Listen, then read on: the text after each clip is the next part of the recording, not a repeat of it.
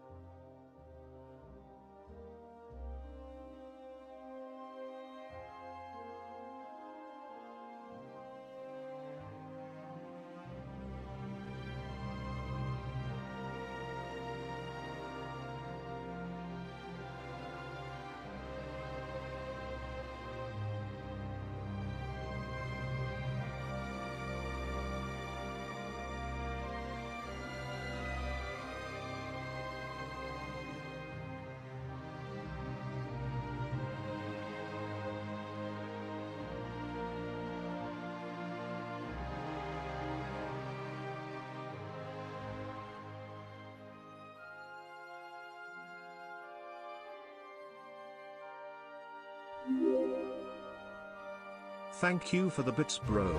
I mean, how dare you? You know I don't deserve it. What do you mean I'm being tsundere?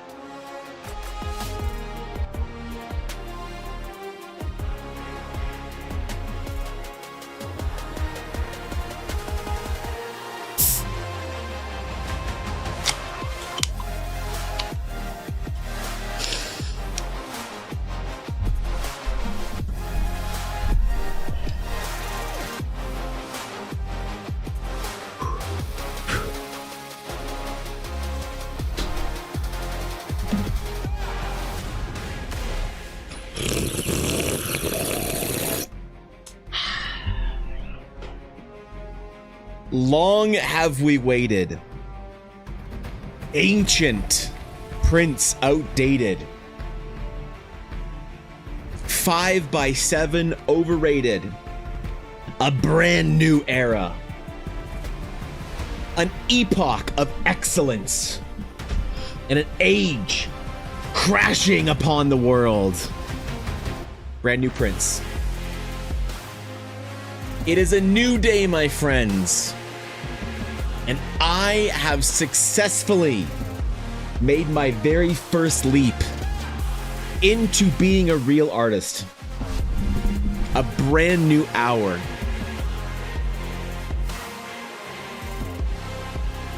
What next?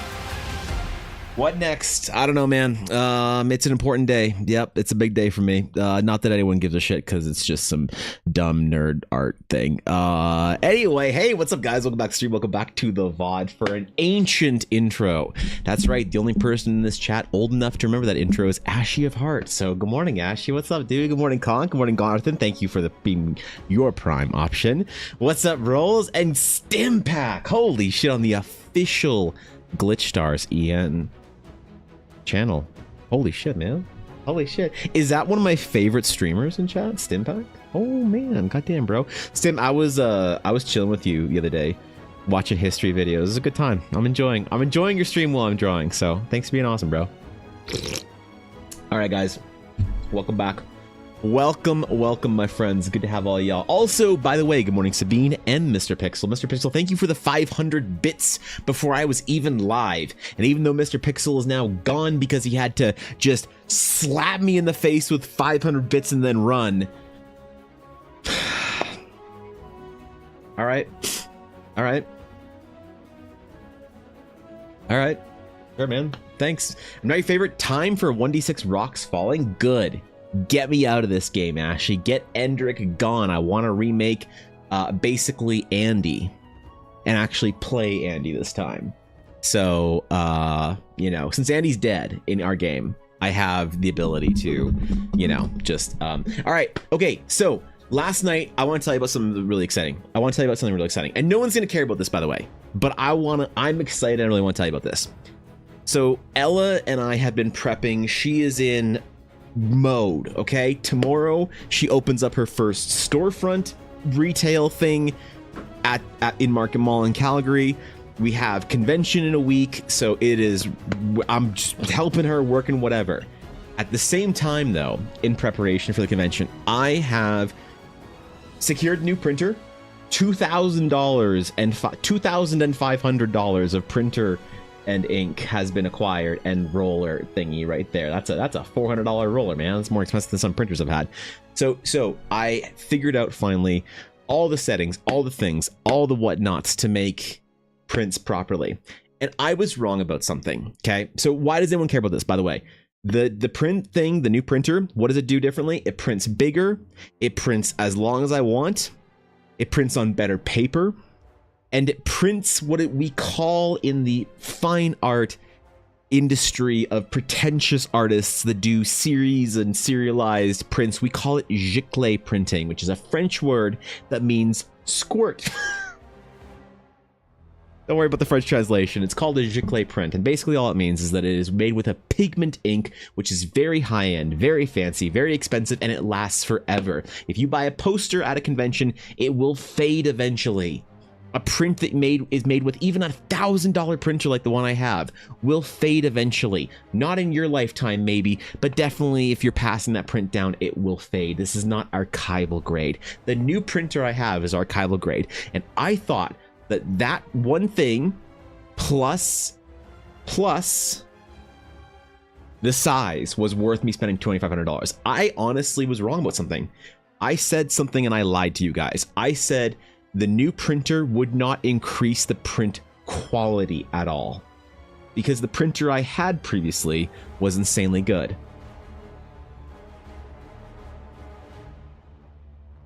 Let me show you this real quick. Let me show you this. Let me show you. Careful, all right? So,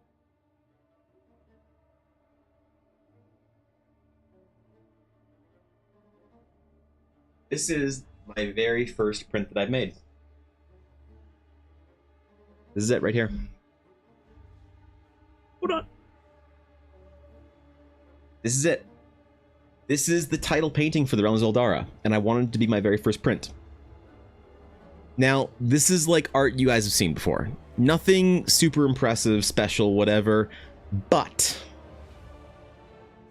check this shit out. I don't know if it'll show up on camera.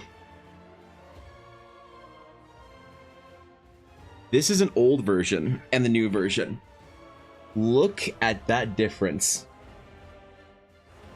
in saturation, hue, the depth of the blacks, the vibrancy. Dude, I was stun locked.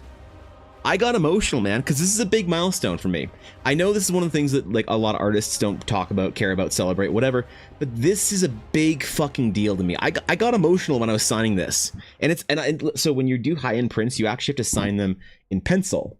So that's my very first pencil signature on a print, and I had to label it as part of a series, so I had to label it AP because it's an artist proof, which means that it's not part of a series. So I got kind of emotional when I made this, because this is the first print that is considered to be like a super high-end legacy piece of fine art, and that's important to me. Is it important to anybody else? Probably not. It's some dumb shit, but this was a dream come true for me. I've always wanted to make my own prints, because I always wanted to control the quality. I wanted to hand sign every print, and I wanted to make sure every print I made was something that I could be proud of. And I am proud of my prints up until now. I've been proud of them the entire time, and people have loved it and whatever. And it's not I'm not the most popular at conventions, because my prints are more expensive, because a lot of people buy their prints for 25 cents from, some printer in the US or China or whatever, or some shit. And that's great. That's fine for them. I'm not knocking any of them. But when I see artists at the end of conventions shredding their prints and throwing them away because they don't want to pay for the money to ship them back home with them, that breaks my heart a little bit. And that's not what I'm about. I don't care if I sell less prints. I don't care if I make less money, because this to me is the kind of artist shit that makes this worth doing for me. And I never want to compromise on it, ever. And yesterday night, I finally had the ability to make a print at the highest quality possible. It does not get any better than this. The only thing that I can do better is increase the size. That's it. But I can print on everything now. I can print on canvas. I can print on board. I can print, dude. This is a big fucking deal to me. This was like an art. You know what? The last time I felt like this accomplished and proud was when I opened my print store, and I actually had like a gallery print store type thing that I could be proud of as being a place that housed my art. And it's not some big, huge endeavor. It's not like I sell, hundreds of prints a month or whatever, but it was my gallery. It was my print store, and I was proud of that. This is the same thing. All right. I was like getting emotional when I was signing it, and I had Ella beside me because I wanted her to be there for it and to see it. And this is something I made for her. So this is the first one I ever made. And this is for her. And she's like, "You can't cry on this, man. You don't cry at it. Don't cry at it." I'm like, okay, hold on. I gotta sign this shit.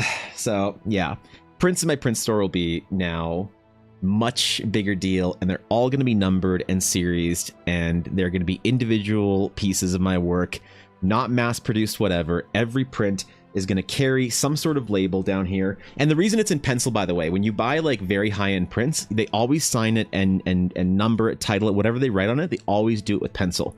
The reason is because graphite is harder to reproduce and to counterfeit, whatever, than ink. So that's one of the reasons, man.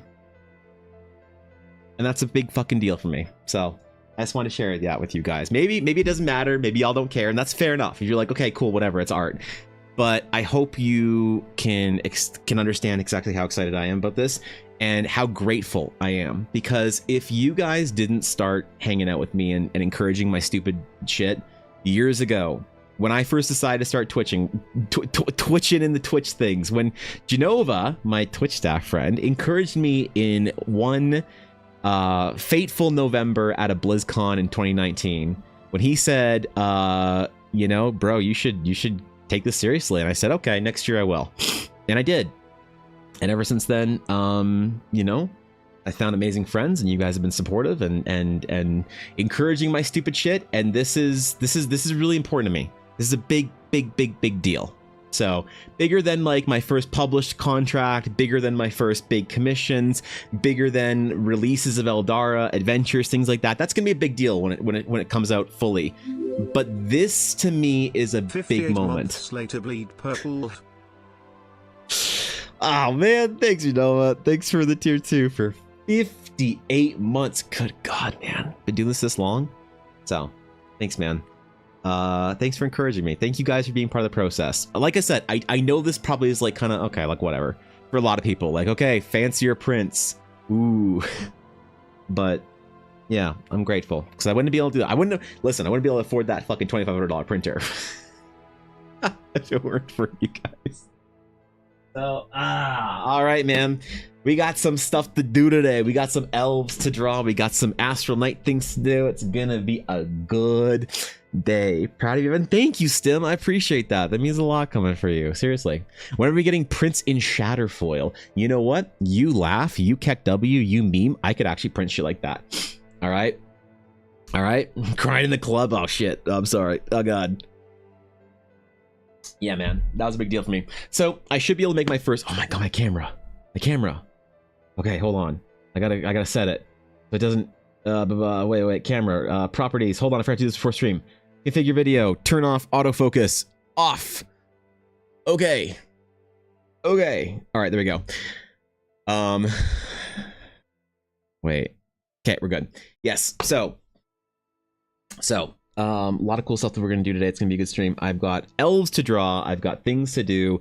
I'm finally getting caught up from the August stuff. So this is the last. This is the last thing that I have to do from the August stuff of my list. That whatever, and then we're on full steam ahead for the adventure, for the fan art project, for all the stuff that we're gonna. I wanted to get done at the end of last month. So. It's happening. The adventure's coming out soon, man. The adventure's releasing soon. What do I do? What if people don't like it? What if Ashley says, I don't want to play this shit, man? Fuck out of here. What do you mean, adventure? Pfft. What is this nerd game? And where am I dueling motorcycles? Or whatever Ashley's into. I don't know. Draw Steel or some nerd shit. Play Desposito? I can't. I'm live on YouTube as well. If I do that, I'm done. It's over. My account's gone. Or some shit. I don't know. I've been getting like Riot Games has been slapping me on Twitch recently for playing their music, which is kind of funny. They said that they didn't mean to, but they're still slapping us. So I don't want to get in trouble with more of my music. Fuck, man. What are you trying to do? Get me canceled? That already happened on VTuber Reddit. Where's my toxic Yuri? Listen, Aaron pretending I'd say no to a game where I get to play a Space Marine Paladin. Listen, if you do play in the if you do play in the Eldara game, Ashy, I still am serious that I want to do my Isekai VTuber game. Currently, you and Miniful are the only people that I think I can get to do it. Ulner, I don't know if Ulner would be down. Vixie said she would do it too. So you can play a Space Marine Paladin, but you have to go through the VTuber Isekai game first, where you play as Ashy of Heart, unless your secret lore is that you're actually a Space Marine.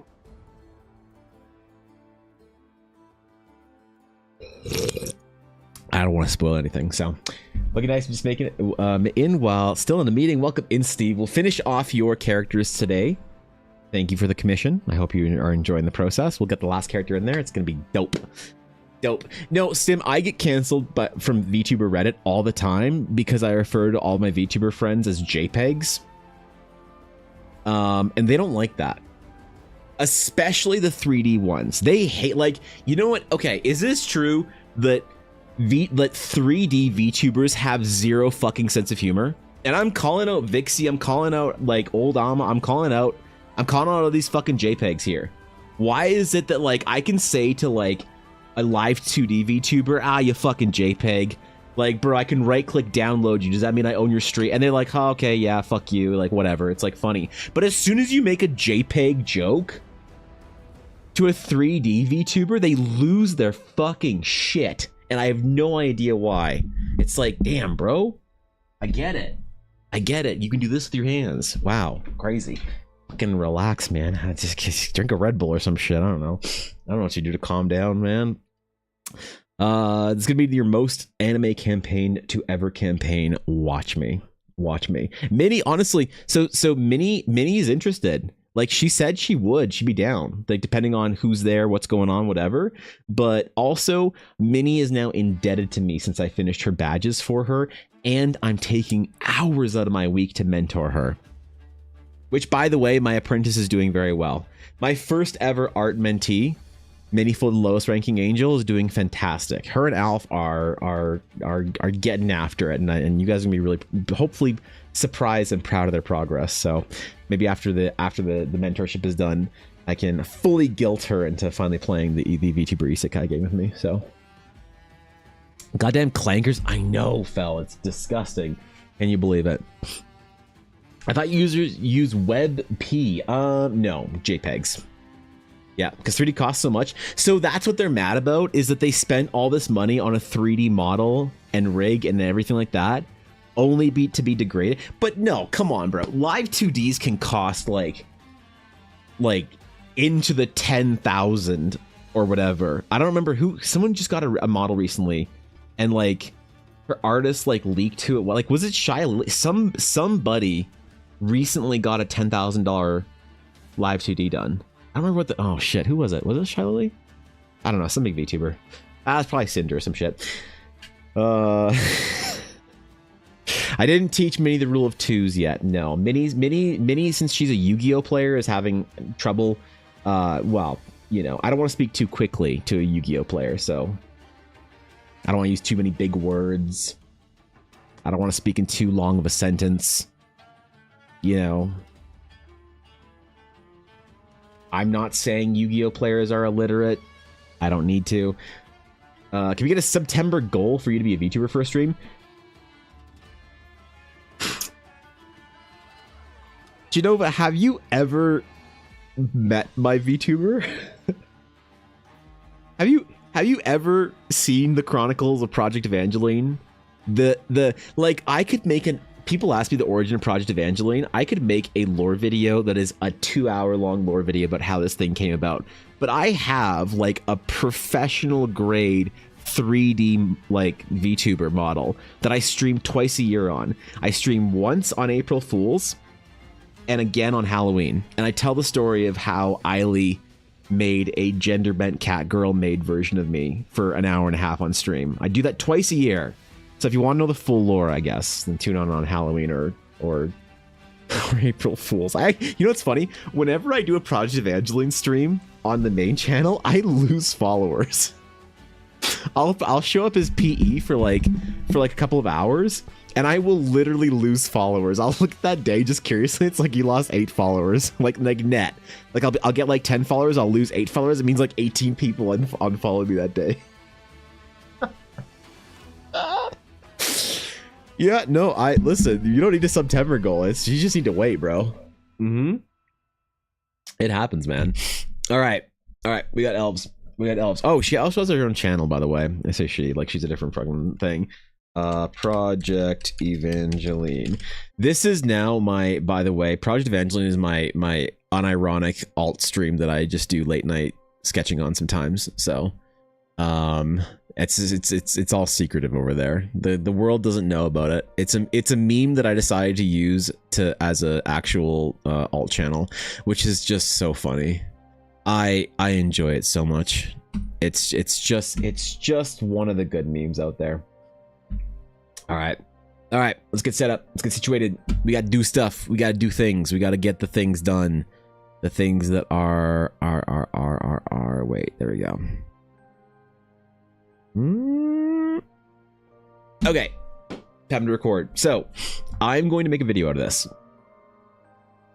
I'm going to make a more substantial video out of this, of drawing our 3 elvish characters, because I don't have individual recordings for them.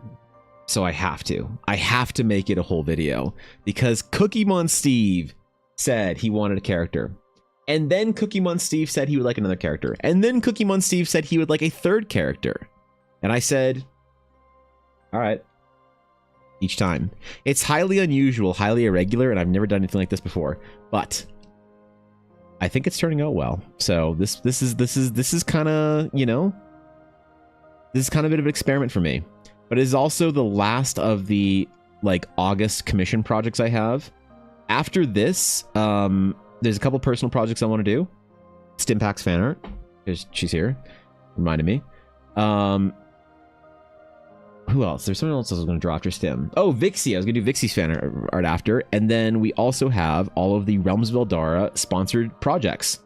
Because Sabine and Izelia and Cookie Month Steve and Cobalt, a couple people actually sponsored a Eldara project. So that's pretty fucking cool if you ask me. You know? So a lot of commission slots for September are locked down, man. They're gone. They're gone because people have paid for Eldara things to be done instead of commissions. So that's very fucking cool. I don't know how I'm going to send them their promo cards that I'm making for these things. Wait, what the hell? My stream off center? Oh, okay. Sorry.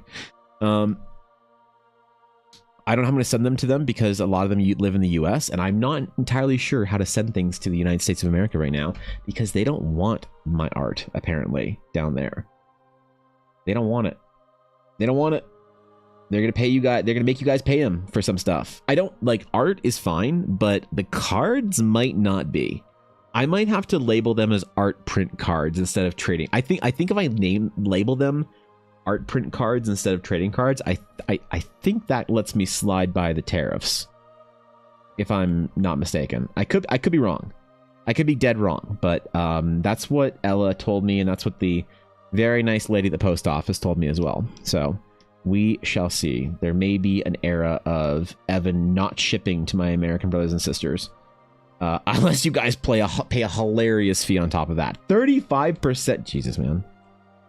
I wish I could do something about it. I wish I could, bro. I'll do what I can, but it's not looking good. It's not looking good for you guys. You're gonna have to pay me, and I'm gonna have to pay your government. Just said y'all shit. That's okay. I'll just open up shipping options to Europe again. Because right now, I don't actually ship to Europe. Yep. The only people I ship to Europe to are Patreon, to Samurai, Alf, and somebody in Italy. So that's cool. Besides that, it is just far too expensive to ship to Europe. So that makes me a Canadian only. Ooh. Wait, that's actually dangerous. I'm a Canadian only market artist now. Ooh. Ooh, what do I do about this? What do I do with this, man? I need to, like, rebrand or something. I gotta figure out what Canadians like. A rebrand around hockey and maple syrup or some shit. We'll see how that goes. Did I accidentally give her Shadowheart bangs?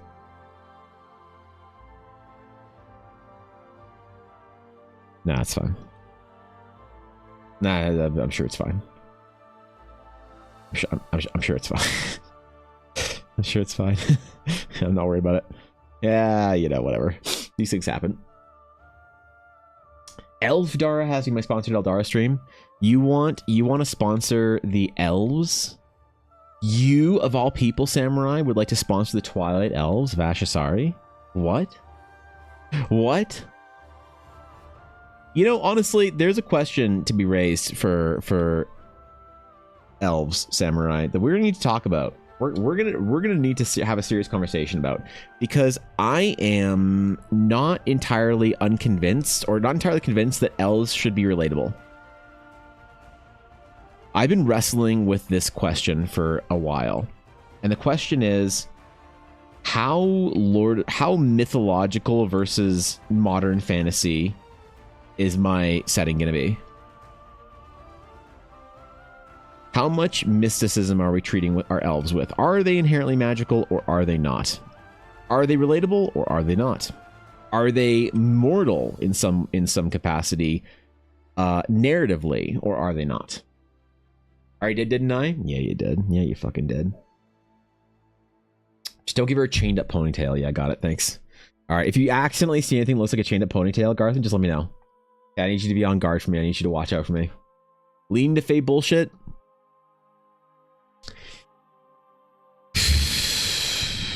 Because that means certain that has certain implications for our elvish character creation. So a lot of the like kind of like, are we talking whimsy fae or like mystical fae? Because in some ways the elves were, not in some ways, intentionally in the Lord of the Rings, the elves were originally made as sort of like idealized versions of like perfected children of Eru Ilúvatar, right? They like, the elves are supposed to be otherworldly and beautiful and graceful and all these things, like Legolas walking on this top of the snow because he's so graceful, or their hair always being long and perfect and whatever, you know. It's very but the problem is, it's one of those things that does that translate to something like an RPG that well? Because what if you're like what if you want an elf that looks like these characters? Like these, just even in the character designs themselves, these don't really count as like Tolkien elves, as mystical fae elves. And I'm not overthinking this, trust me. So it's like, do you restrict sort of like your character designs a bit? Now, obviously people are going to play what they want. They're going to do what they want and whatever. But it's like, in the art that I make, do I draw every single Elvari with this sort of like mystical, almost divine quality? Do I sort of treat them in some ways like maybe you treat Aasimar or Devas or angels or something like that? And I wonder. I legitimately wonder, because I'm not convinced that that's not actually probably a good way to play it. There's like a lot of things that, like, the more I learn about sort of like modern fantasy, the more I realize people sometimes just do stuff without knowing why they're doing it. You know, they draw things, they make art, they make stories, they make up tales, and they don't really know why. It's just sort of like become like the original plot of the idea of it was lost, and it's become at that point in time just completely self-referential. That's why I call fantasy, modern fantasy, boringly predictable and self-referential. And in some ways, I think that it's fine that it's like that. It's a new era. It's a new way of thinking about world building and storytelling and stuff like that. And that's fine, you know, like old man yells at cloud. I get it. You don't like your fantasy. But it's like, the problem is, if I treat it like that, people take exception. If I treat my fantasy with that, people take exception. Then again, people are going to take exception with things no matter what. So maybe this is one of those cases where you just trust your gut. You just trust your gut and say, everyone's opinion is wrong. Mine is the only one that matters. Imagine, fuck you guys. if you know? Daciurus halus artus. Oh my god. Is this the return of the meta? Hold on. Pause the elf talk. The Northern Qual. If this is, let's see, if this meta is some sort of adorable mouse-like creature meta, I'm going to give it probably like an 8-4, really high in there. If this is a creatures that I would rather play card games with than your average EDH player, I'm gonna give it a solid 10.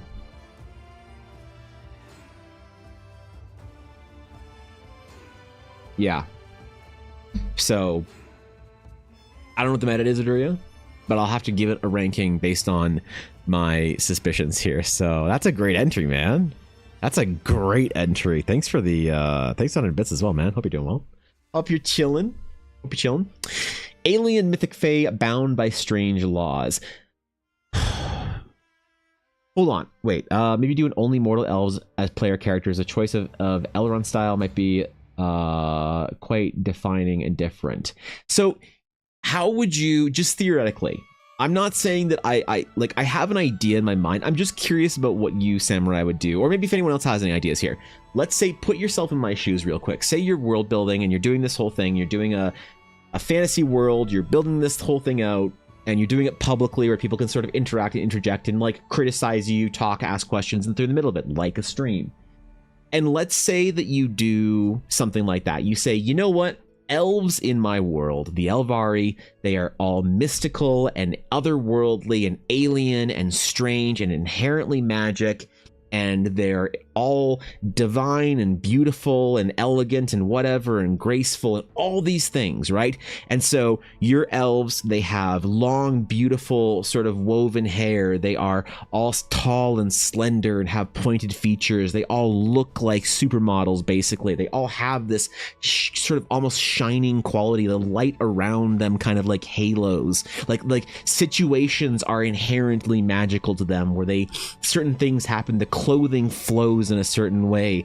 They speak in a certain way. They carry this otherworldly elegance, and everyone kind of like, a lot of people kind of nod along. They're like, okay, yeah, cool. That, yeah. I get why that's like a narrative thing in the world. That's cool. Yeah, I get on board with that.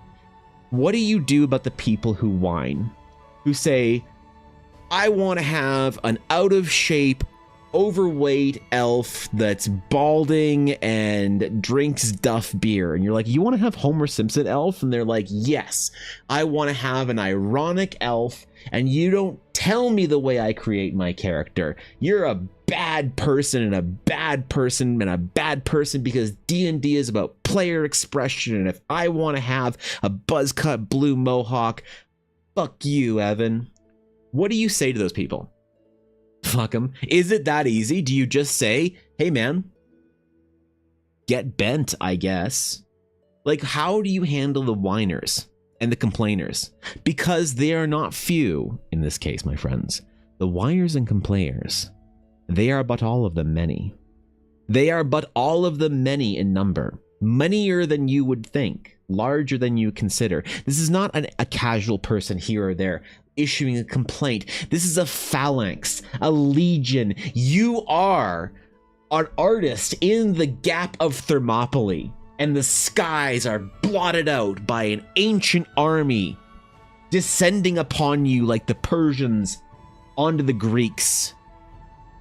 You're not getting one complaint. You are getting whiners every single stream. So you need to have something that is a go-to answer that you can just stamp on everybody's forehead. When someone says, hey man, I don't like that idea, and you can say, okay, get bent. And they say, but that's not good world building, because if you can't defend your ideas, you aren't thinking it through. And so I'm going to argue with you and try and stunlock you for 20 minutes. So that, like, legitimately, what do you do in that situation? I'm not saying there's a right or wrong answer. Do you say to them, you're right, like whatever, it's about expression, all this kind of stuff? Or do you make qualifiers, like whatever? Or do you simply say, fuck them? And if you don't like it, get bent, nerd. Like that's the way I want to tell my elf story. You can do whatever the fuck you want. And I mean this because this is it's a distraction sometimes. And so there are certain ideas, or like when I say, you know, I got stunlocked for a while about the whole cleric thing, or sorry, warlock thing. And that's fine, but the problem is, like, if you get stunlocked all the time by people like hounding you over questions or something like that, you're not like answering it once, you're answering and responding to the criticisms like 15 times. That's the problem. And so, like, how do you handle this en masse so that one person doesn't feel completely blown off? When one person says, hey, I don't know about this idea, Evan, and you've already talked about it 15 times in the last 15 days, like, do you just start saying, I don't care, I'm right, you're wrong because it's my world, get fucked? Or is that lazy and like non-productive? Baldolph is a cursed and outcast male society.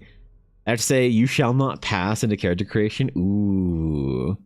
I say, do you boo-boo my lore, official lore says XYZ. You know what? That's actually great. And that's kind of where I try and go, I think. Is I try and say, look, I set the rule, you're the exception. For instance, the Astral Knight class, they only use, like, they are a very narrow class design. There's a very specific idea behind Astral Knights. They are, in a lot of ways, this, like, sort of warrior, whatever, mystical something or another. The Astral Knights have a certain vibe to them, and they only use long swords. Why? Because that is the ancestral weapon of their order, and their order of knights have been perfecting the long sword for 1,000 years.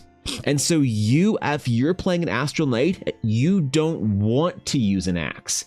And you have the player that says, but I love axes, I want to use an axe. And you explain to them, if you're an Astral Knight, you don't want to. You've been brought up in this culture.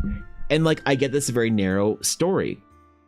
And it's not good for player expression. It's great for if you want to play through the storyline. But they're a narrative element. I'm not compromising on them. And so I say, look, if you want to tell the story of you are the first Astral Knight ever to use a battle axe, be my guest. I'm not going to canonize it. I set the rules. You, in your story, make the exception. So that's kind of what I say in there. But it's getting harder and harder and harder, I think, with a lot of ideas to just continuously issue that answer. And it feels unsatisfying because people who get argumentative or whatever, or try and stunlock, a lot of times they're just really passionate about the idea. But the problem is that you don't want to just completely blow them off, I don't think. But at the same time, I can't get stunlocked over and over and over again when I'm trusting my gut or intuition on something. So I don't know how to handle it, You step in a different paracosm? Wait, what does that mean? Wait, hold on. New word detected. Then your character is an exception, not the rule. Just fucking exact. Yes, Allie. I'm guessing you typed that before I went over the whole thing with how I accept the... Yeah, okay. I'm guessing that was before, so we're on the same page then. You can't have Gundam suits Lord of the Rings. We need to look at another story to emulate. So what if I say something just like, that's not the kind of fantasy this is? That's not the kind of fantasy story this is, How exciting. Oh shit, Say, what's up, dude? How's it going? My Palia guru. What's going on, Say? Thanks for the raid. How you doing? If you guys aren't following Say and you want to chill in the stream that I chill in often in the morning, do my warm-up, you can go give Say a follow. Welcome in, everybody. Good to see you, Dark. How's it going, man? Makes sense to me. It's like a Jedi who wants to use a blaster instead of lightsaber. Exactly. It's the same thing. Canonically, lore-wise, it's a lightsaber, nothing else. Yes. Yes, more or less. More or less, because the order you build... What the example I use is for 40k players, and I talk about the Adeptus Custodes, right? And people are like, well, what if I want to be an Adeptus Custode because I think they're cool? You're like, be an Adeptus Custode. If you guys don't know what that is, yes, hello. Your Palia chicken is malcontent, gluttonous, and shiny. XD and Nemo artist artist. I need you to show me next time I'm in your stream then. Thanks for the 7 months, Say. I appreciate it. Thank you. Cheers. If you guys aren't familiar with what Adeptus Custode is, they're basically these shining warriors that are like the best ever in the Warhammer. They're the Emperor's Royal Guard. They're these like almost immortal, like whatever, So if you make up this cool design for a thing and people say, wow, that's so cool, I want to be one. And you're like, great, here are the rules to play one. And you're like, oh, but I wanted to actually be a Tau Adeptus Custode or an Orc Adeptus Custode. And you're like, they're only human. What? No, they don't. You can't be an alien Adeptus Custode. You have to be a human to play an Adeptus Custode. And people are like, oh, but my story is that I was an orc who was adopted by Space Marines, and now I am chosen by the Custodes to become an Adeptus Custode. You're like, that doesn't work, man. No. No. What the fuck? It's one of those cases. So I need a really good way of describing it besides I think people are really dissatisfied with me just saying over and over and over again, that's not the vibe I'm going for. I set the rule, you be the exception. And it stops working really rapidly. I know the elf thing is a really contentious thing because a lot of people want their elves to have braids and mohawks and whatever. They want their elves to be barbarians and who knows whatever else, right? But if you're trying to tell a classic fantasy story, the intentionality behind elves being a certain way is actually, the precision behind elves being a certain way in old fantasy and original fantasy and folklore is intentional. And so are we trying to reference that, or are we doing away for that as a vestige of the old? There's a good Matt Coble video about this, literally about elves. Wish I had the time to find it. Oh, I haven't seen a Matt Coble video in a while, so that's actually, I might go digging for that. Hold on, let me write that down. I'm curious what he has to say about it, because maybe he can give me a little bit of courage to do what I want to do. Matt Coble elves. Yeah, I'll try and find that. Sick. Appreciate it. Tau, you like Tau? Cobalt? I got a Tau Storm Surge battlesuit up there that's unbuilt that Ella bought at GameCon because she wanted to build Tau, and she hasn't had time since then because she's been selling hundreds upon hundreds of dice. So, in the freedom of their own home, they can play with the Star Wars and Second World or Second World War figures in one game on the table, but they can have everything in their toy box. But sometimes people just want to play Transformers, and that's okay. Learn the basics of playing with others. Yeah. And so I think that it's one of those things that if I make a choice, it's a very intentional choice for a vibe in the narrative or the design of Eldara. I think that when people start like complaining about it, whether they're asking questions, sort of like stun locking with questions, or they're legitimately complaining. It's very easy when someone's being rude because you just tell them to fuck off, right? But it's harder when someone's like trying like the stun locky type stuff that I don't know how to sort of like explain a thought pattern without I want to explain a thought pattern and not need to convince someone. And I think that that's kind of okay then if I'm just more mystical about it. And I'm just like, people are like, but why don't they do this? Why is this? Why is that? Why is this? Why is that? And I can be like, because it's the vibe, I guess. I want the vibe of my elves to be all, you know, enchanted, basically, or something like that. I don't know. And I don't even know if I'm going to go that route. Or if elves are going to be something different. I'm not entirely sure. But I'm pretty sure. I'm pretty sure. For now, we draw elves for Cookie Month Steve.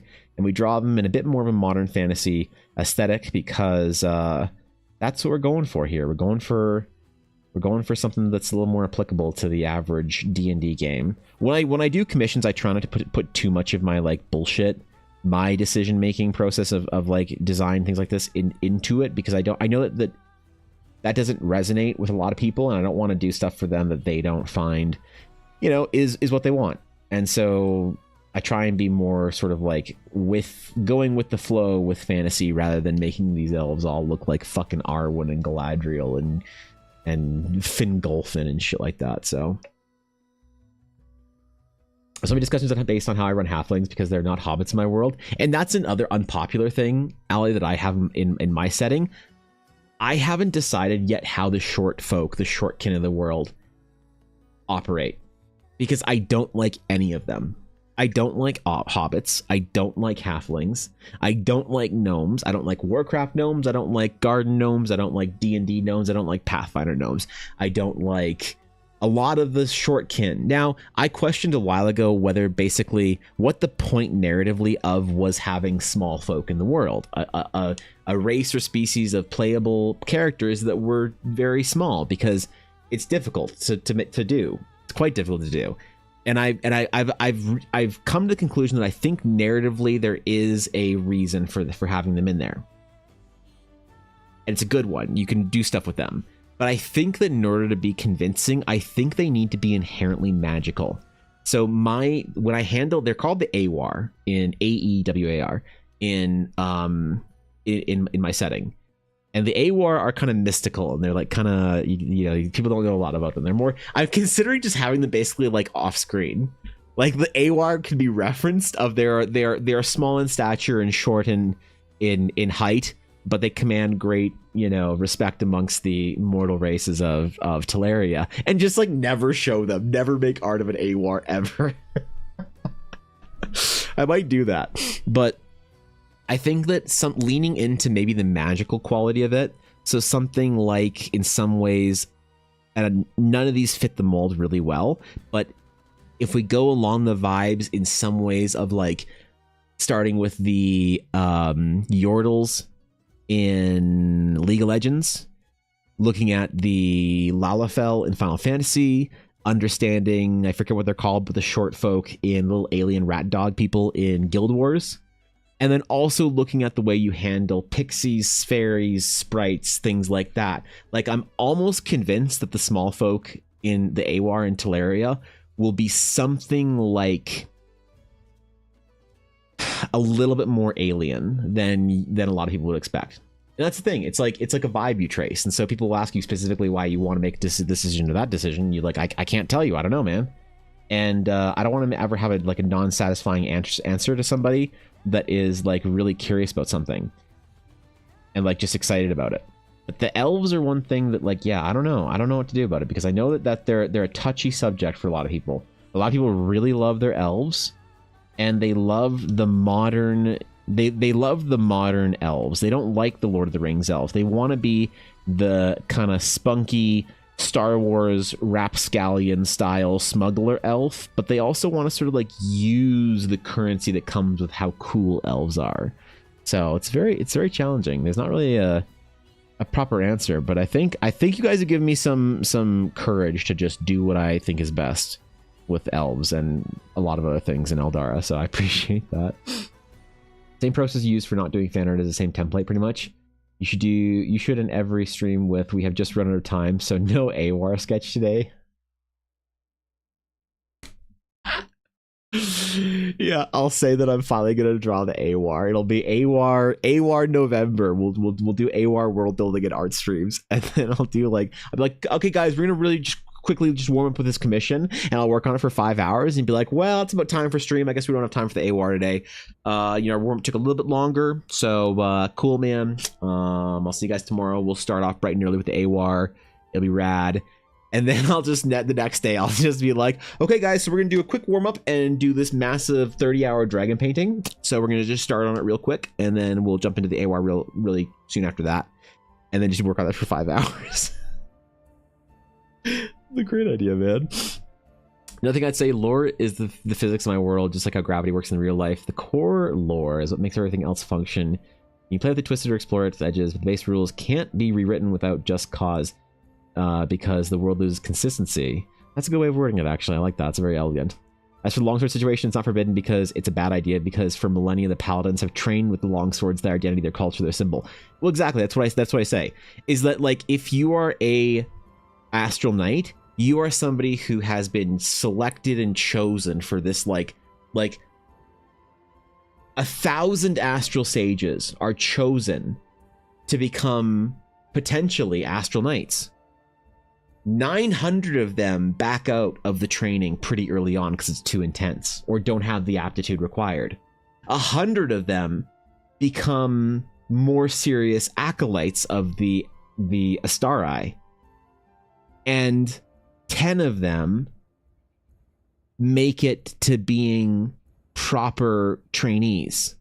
And then after years of this like religious study of the astral night sky and all these things that goes in with the astral knights, after years of training with the longsword, mastering forms and techniques and codices and stances, 10 of them are chosen to go for this ascension ritual.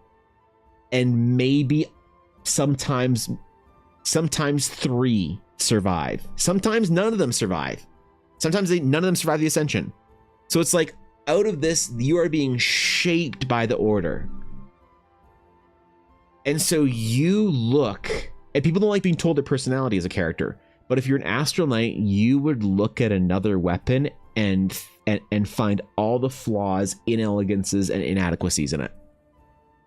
You wouldn't see any merit into using anything but the precisely made astral steel longsword that you're given. That is your weapon. You want for nothing more than it. You never want a shield. You never want a second blade. You never want it longer, shorter, curved, whatever. You don't want it bigger, blunter, thicker, heavier. You want nothing more than this weapon that the people who have come before you have spent 1,000 years mastering. And so it's not that you can't use another weapon. You don't want to. And that's something that a lot of players take exception with when I say that. They're like, but I, James, who grew up in, I don't know, Toronto, Manitoba, who is 26 and works at a Wendy's drive-thru, who has played more Pokemon than spent time in school, who is a, nighttime engineering student at whatever, blah, blah, blah, blah. I like axes. It's like, what do you tell James then? You're like, cool. Your character doesn't. People just don't like hearing that, I've almost never gotten more negative responses from people than when I tell them that about Astroknights, how they only use the longsword, and they say why, and I say because of this reason. You don't want to use another weapon. And some people have like I had to ban somebody in my chat because they lost their mind over that. So one of those half-hour meetings is still running after 90 minutes. I'm so sorry, Steve. I'm so sorry, bro.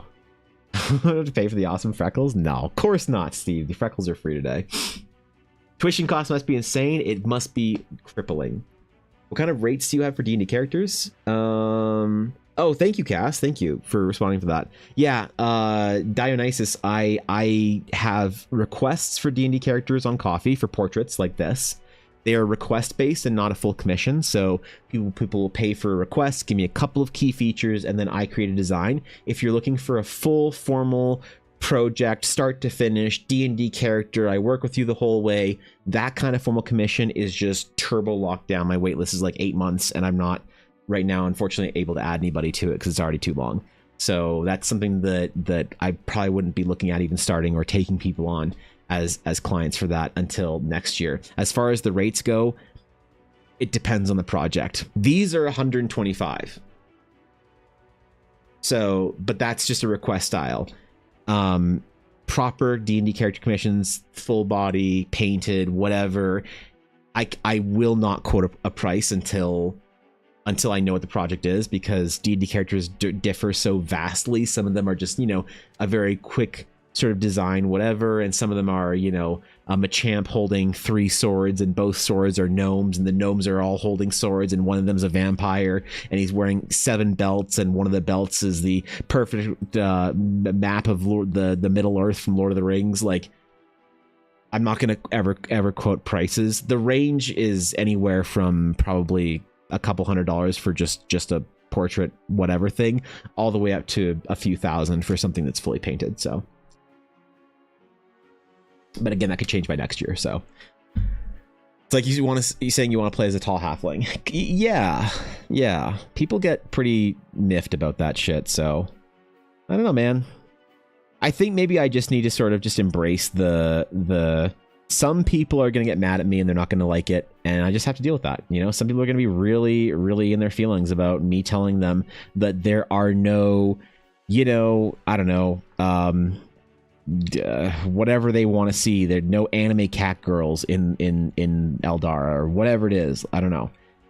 I can't imagine people be miffed about, but some people will be, and that's okay. I just need to maybe just be like, all right, sorry, man. If it doesn't sound like something you like, then that's a shame, I guess. Just be a little bit less compromising, Good to see you, Ernesto. Like the idea of the sword being perfect shape for rune manipulation, almost magic wand as such, the secret side of the longsword art that even the universe of Astroknights struggle to explain without giving away some of their secrets. And so here's the thing, I love that. At the same time, I find that unnecessary. Like, I kind of don't want to do that, Samurai? It's like, that's a really good way of explaining it, and I like that. But in some cases, it's kind of like, I want the reason of it's because it's their culture to be enough. And I don't want to qualify that with anything else. I want that to be a strong enough reason for them doing things a certain way. And it's like, because to me, that's a valid reason. That's an absolutely valid reason to me. If I told you this cool order of spear-wielding, like Valkyries, you'd be like, okay, cool, that's rad, man. But as soon as I'm like, hey, and here's the rules for you being able to play one, and then you're like, oh, I don't want to be a spear-wielding Valkyrie, I want to be a whip-using half Dampier. And you're like, what the fuck? What? The fuck? It's a good thing Ernesto is around, because otherwise I would never been able to remember what day of the week is. Thank God. Right, Steve? Steve gets it. Steve knows. Steve knows. Okay, what else do we need to do on our on our Rouge Hussy. That's right. This is a love triangle between these three characters. One of them is a homewrecker. I don't know which one. I'm not going to ask. But I know this is a triangular situation between these characters, so got to make it seem a little awkward, a little you know. All right, I think we're good. I think we're ready to jump into the actual rendering part of this equation. So we're going to save our sketch here. We're going to call it as much. We're going to call it sketch. And then we're going to hide the layer so we can actually start working on our delete sketch.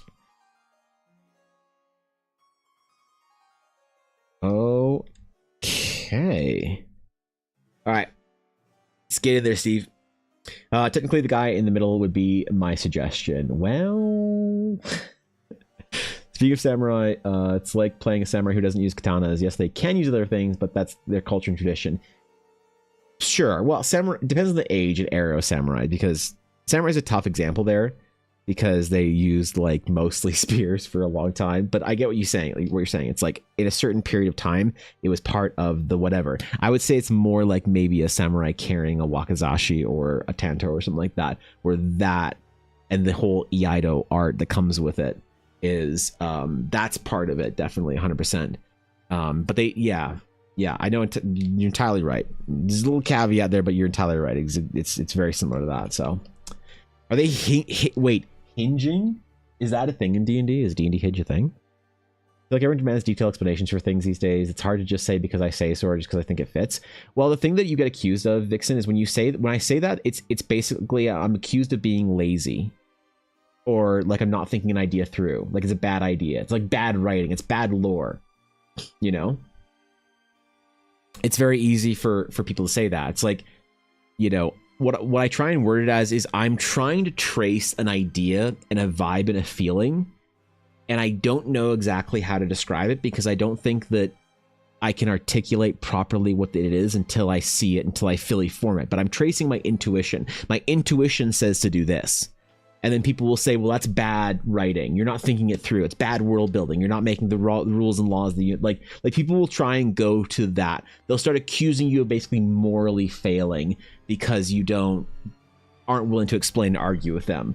And that's a very particular like type of argumentative person or whatever. So I don't know. Oh shit, hold on, let me save Steve. Let me rescue Steve. Rescue him. Wait. There we go. Okay. Wait, did that work? Okay, it worked. There we go. Evan Blair Art gifted a tier That's me. 1 sub to Steve Sketches. Welcome back, Steve. Sorry for the ads. We're talking about the typical samurai depiction. Right, exactly. Which is why, in essence, I'm saying you're absolutely right. 100%. I have to do it a minute 30 every 30 minutes instead of 3 ads or every hour. I don't know what the best tactic is. So on an agency level, Steve, statistically, and now this is obviously different for each community, but statistically, it is better to do your ads in one block. Viewer retention, which translates to viewer frustration, or inverse of viewer frustration. Viewer retention is better with one block of ads, typically in an hour. So says a lot of metrics from agencies and stuff like that, because the theory is that it's not as many interruptions. People will tolerate an interruption and be like, oh, I'm gonna go get a drink or whatever, go do whatever, or just like keep working or something like that, as opposed to like it feels like every like 10 minutes there's an ad, you know what I mean? It's like a perception thing. So yeah, I don't know. That's the reason why I do it, why I do my ads in one like chunk. And I run the minimum amount of ads that Twitch will let me to not have pre-rolls, because that is diseased. But yeah, I still apologize for the ads though. I wish I could do something about it. Wish I could opt out of Twitch's advertising and still be like an affiliate that can collect a sub and shit like that. I don't know, man. Tough situation. Fuck pre-rolls, exactly. Some of these other things, traditionally 18 weapon art, spear was the first go-to in war, but katana was the core. Yeah. Yep, for real. And so it'd be like saying that you're a samurai that doesn't want to use a katana. Not that they can't use other weapons, like you said, but they don't want to. They don't like it for some reason. You're like, okay, not the vibe we're going for, man. And people just kind of have to, I guess, deal with it. Like, there is definitely, I think, a test of courage, because a lot of people who criticize a lot of like ideas in fantasy, I find, are basically, they're mad that you're changing the status quo, that you're not fulfilling it, that they're like, ah yes, D&D must have beholders and treasure and loot and bards and romanceable dragons, and you're like, my D&D game doesn't. They're like, what is this nonsense? I can't handle, you know. And the thing is that when people try, I find, and bring you back and pull you back down to the bucket to maintain the status quo of what they think is the way it should be done, I think that's almost a guarantee of mediocrity. Because if you're doing the same thing that everyone else does you're going to get the same results everyone else does, you know? And so it's like almost by design, if some people aren't like upset that you're doing things differently, then you maybe aren't pushing your ideas far enough. Everyone's just like nodding along and being like, ah yes, I expected this, the round peg to fit in the round hole, and that's the square peg. I'm delighted to find out it fits in the square hole. Like, there's a video I love that to me, this is like it's this girl making fun of this. This to me is the where is it?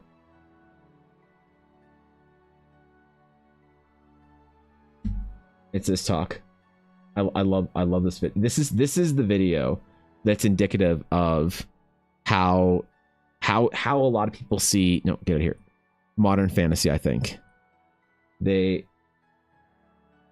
right here. Can you guess which spot that goes? The square. This is it. It goes in the square hole. Yes. This is my POV. And how about this rectangle? That one Also the square. that goes in there too. Yeah. Up Yeah, next, that's elves, by the way. we've got this thin rectangle. The thin Uh-oh. Can you guess rectangle. where that goes? The thin rectangle. That's right. It goes in the square hole. Uh Up next, a cylinder. oh. The circle. I think that goes in The circle. the square hole. Oh no. Oh no. Now we've also got this semicircle. Oh no. right here. Guys, we're doing it Do you differently. see a slot that would fit The semicircle. semicircle? The semicircle. Uh-oh. That's right. It's the square hole. Oh. Okay. Oh. The triangle. We know what hole that goes The into, triangle. right? Triangle. That's right. Nope. The square hole. Get dumpstered. And up next, Mm-hmm. we have the arch. Uh-oh. The arch. You guessed Don't it. do it. Arch. It goes in the square hole. This is a rectangle. I love that fucking video. To me, that is how I view, by the way, her mocking that like distress of the peg not going in the proper hole, the shape not going in whatever. To me, that is how I view people complaining that elves aren't the way that they expect it to be. So I only recently got my ads figured out. 450 a month is a lot better than 100 a month. What the fuck? You get 450 a month from your ads? Holy shit, dude. I gotta be a real streamer one of these days. Good God. What the fuck? That's crazy. I'm massively impressed. Dude, that's actually, what? Is that real? Or are you memeing? That's insane. I don't know anybody that, what? Like, okay, fucking, I gotta do some research then. I gotta figure some shit out here. I don't know what I make on ads per month, but it's definitely double digit. Like low double digit, I think. Maybe we don't find ourselves in a tavern? Yeah, basically. Maybe I should just have that video queued up whenever anybody like complains about anything in fantasy. They always have that video, and we'll just watch that video silently. While I'm shaming somebody into letting me make elves the way I want. I don't know. I don't know, man. Maybe it's not even an issue all that much. Maybe I'm overthinking it. Don't listen to the haters, Evan, they said.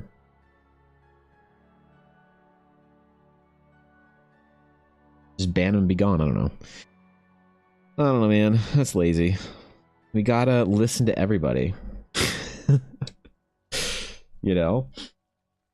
If you're a game developer that doesn't listen to your players, people riot and say that you're a bad game dev.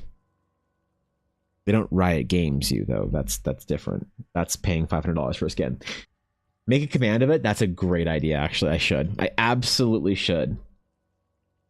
I should make that a command.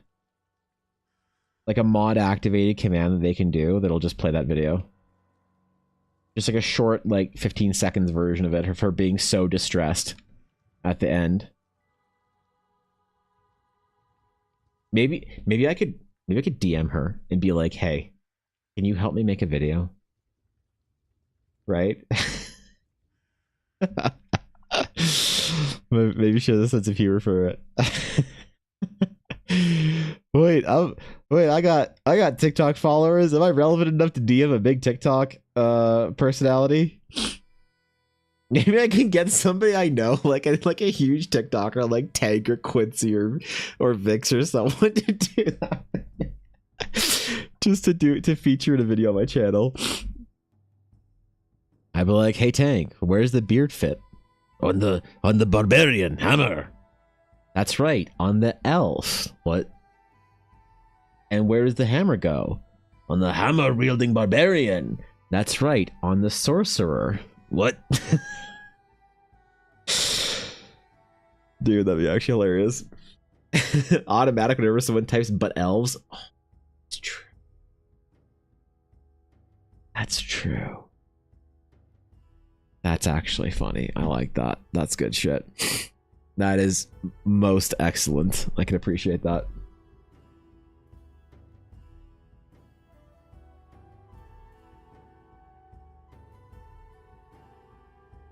Maybe I'll just do a video like that.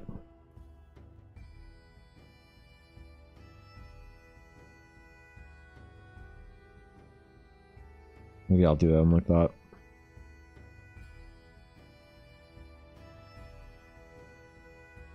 Yeah, I don't know. I think that I'm going to treat, or you know what the other thing that happens when you sort of like treat your ideas sometimes more traditionally in fantasy, you get accused of being unoriginal. That's the other thing. You get accused of being unoriginal. And to me, I kind of feel, and tell me if I'm wrong here, okay?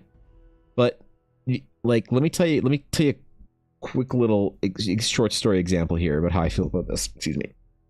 When I was in art school, there was this guy who showed up. He was a year ahead of me, and he was in the same program as me. And he was going in to be a graphic designer, not a concept artist. And he was a real professional dude, you know, had his shit together, well dressed, early 20s, handsome guy, you know, super nice. And every day to school, he wore a 3-piece suit. He wore really nice trousers, and then a matching jacket, and then a vest, and then a collared shirt. Sometimes he'd go tie, sometimes he wouldn't go tie. Sometimes whatever. Sometimes he had a pocket watch in. Looked like a banker. Just well-fitted suit. Super good looking, handsome. Just like, oh shit, man. And I remember asking him one day, because I don't really remember his name or anything. It's not like I talked to him or whatever, but we were out. I was getting something for the vending machine, and he was as well. And I was like, hey, man, looking good today, bro. And he was like, oh, thanks, man. Appreciate it. And he's like, yeah, how are your projects, dude? And I'm like, you know this. We complained about an instructor. And I was like, hey, man, just curious. You look great, by the way, but I'm just curious. Why do you wear a suit to school? You don't have to. And he kind of like sat there for a second, kind of nodded like, yeah, you're right, I don't. And he's like, you know, I guess I just like to be different. And I was like, aren't you by definition uniforming up by wearing the suit? Come on, man, I don't wear a tie to work. Why? Like, isn't that by definition the uniform? And he just kind of shrugged at me and he said, yeah, but I don't see anyone else dressing like I do at school. And I realized, when you think of art school, all the artists that I went to, when you think of art school, whatever impression you have was the people I went to art school with. Everything from wild hair colors, crazy piercings, thrifted clothes, you know, striped stockings, you know, vintage whatever, the whole thing. That was it. That was what art school looked like. and everyone kind of collected as art students in this one mass of like originality and uniqueness. And maybe you put someone like them in a bank with a bunch of professionals or an office building, they would look original, they'd look different, they'd look unique. But in art school, if you wore like mismatched stockings and like a thrifted fucking like a kilt or some shit, and then you wore like a t-shirt or one half the shirt is a Led Zeppelin shirt and sewn to like, I don't know, a button down pirate shirt with a frilly, so like you wouldn't be different. When everyone's different and unique and whatever, kind of like no one's different, unique and whatever, because they all kind of fit the same mold, right? They all have like would follow the same sort of rules of being different, and it's fine because culturally uniforms happen. The punk skater kids look like a certain thing. The whatever, like they all have this thing. You all fit into it. The hunters all wear their Carhartt hats and their camo, and the soccer team always wear their Adidas and shit. And that's great. There's nothing wrong with that, by the way. Fitting in with like wearing a uniform for the thing that you're interested in. But it made me really realize that the most punk rock thing you can do in art school is show up to school in a suit and tie. If you want to be a different, unique rebel, you want to really stick it to the norm, you just show up in a suit and tie. You be traditional. And I think that in some ways, that's the same thing with elves. And so when people say in D&D, Evan, if you're doing elves as traditional fae-like ethereal beings, like in Tolkien, like in lore of folktale and whatever, and Germanic this and that, and English something or another, and Scandinavian whatever, that's so boring. It's been done, man. It's so unoriginal.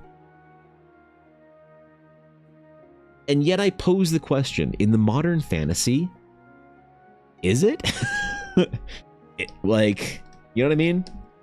That's the way I kind of feel about if when people tell me that certain ideas that I do that are more traditional are a little unoriginal, I kind of think about that. I kind of think like, is it the unoriginal thing to do to reference something traditional? I don't know. I think it's probably like dragons, for instance. I treat my dragons very traditionally. And that's more accepted because a lot of people love that. So, I don't know. Apple, what's good, dude? I was like, bro, why is it so like weirdly handsome in here? Like, what the fuck? Like, what is it? Wait, what the hell happened?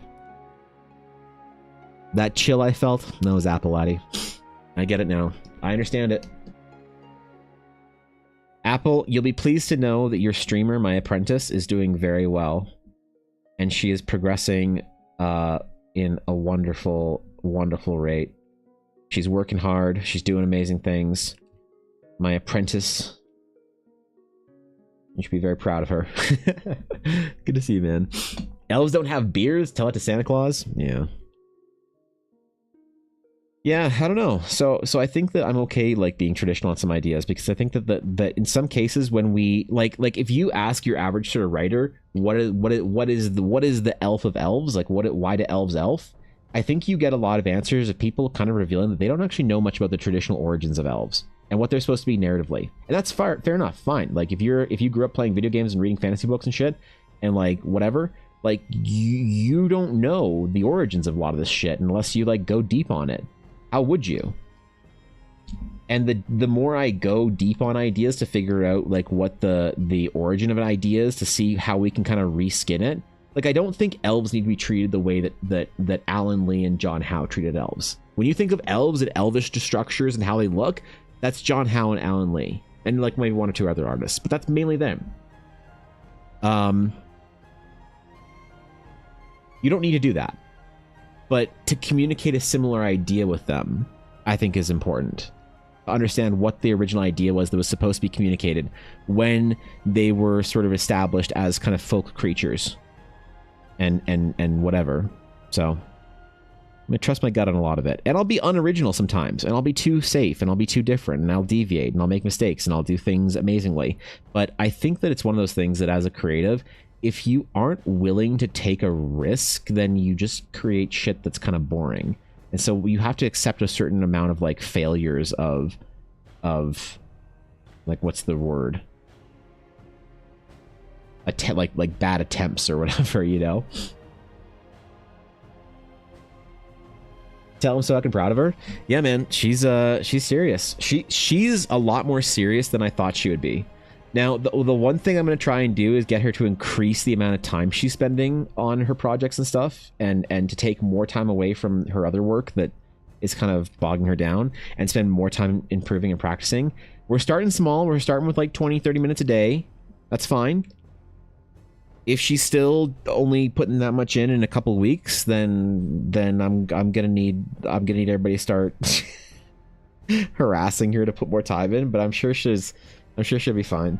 She's working up to it, and she's met the challenge with determination, and she has taken the first strides forthrightly with courage. She has faced the anxieties and looked straight into the mouth of the monster and said, "I'm ready." So, yeah, great. I will not, and I mean this with all my heart, I will not invest my time, no matter how much I like somebody, in somebody who I don't think it'll make a difference for. And Minnie and Alf, I am betting many hours of my own time on the fact that I'm almost convinced that they're gonna be ones to do it. It's also very intimidating, though, that having people like looking up to you as the person to instruct them with something. Like, I give like bullshit advice on stream all the time that nobody listens to and like makes fun of me for, but nobody's listening to my advice on art and like building their entire sort of like plan of how to improve in their art career around what I say. It's always kind of like, yeah, I haven't said this thing, all right, whatever. Yeah, practice more, I get it. Okay, yeah. Learn how to draw real figures before you draw anime. Whatever, Evan. I'm just going to draw my Sonic OC. And you're like, okay. But, to like actually have somebody being like, I trust you. I'm putting my fate in your hands for the next foreseeable future. You could do a lot of damage to somebody like that if you don't lead them in the right direction. If you lead them astray, man, that's something that people sometimes don't recover from. I know it sounds dramatic, but how many stories have I heard of people being like, oh, I really wanted to be an artist when I grew up, but then I had a bad art teacher in high school or college or whatever, and yeah, I just kind of gave it up. You're like, geez. Ooh, that's possible? Ugh. Holy. The same way I get it? Yeah. Yeah. Well, I don't know. I want to be good, but I think they're going to put the effort in. Alf's like meeting the challenge head on. He's like, I'm doing 3 hours a day, bro. It's like, oh fuck, okay, man. Notorious for kicking soldiers out of the army who don't meet the standards. There you go. Holy man.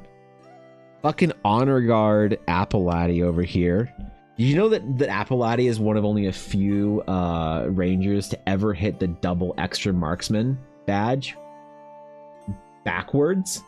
Holy man, you should see Appalachia on the range. It's crazy, you know? He just like holds a spoon up as a mirror and fucking ace. What a guy.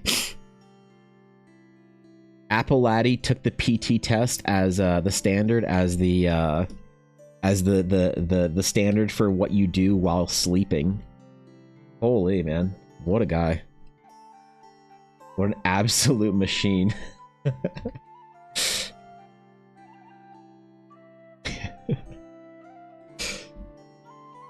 Presidential guard, that's fucking right you are. That's fucking right, man. And that's so cool, dude. That's actually one of the most rad things that anyone I know does. I'm very impressed, bro. And I'm sure you're very proud, but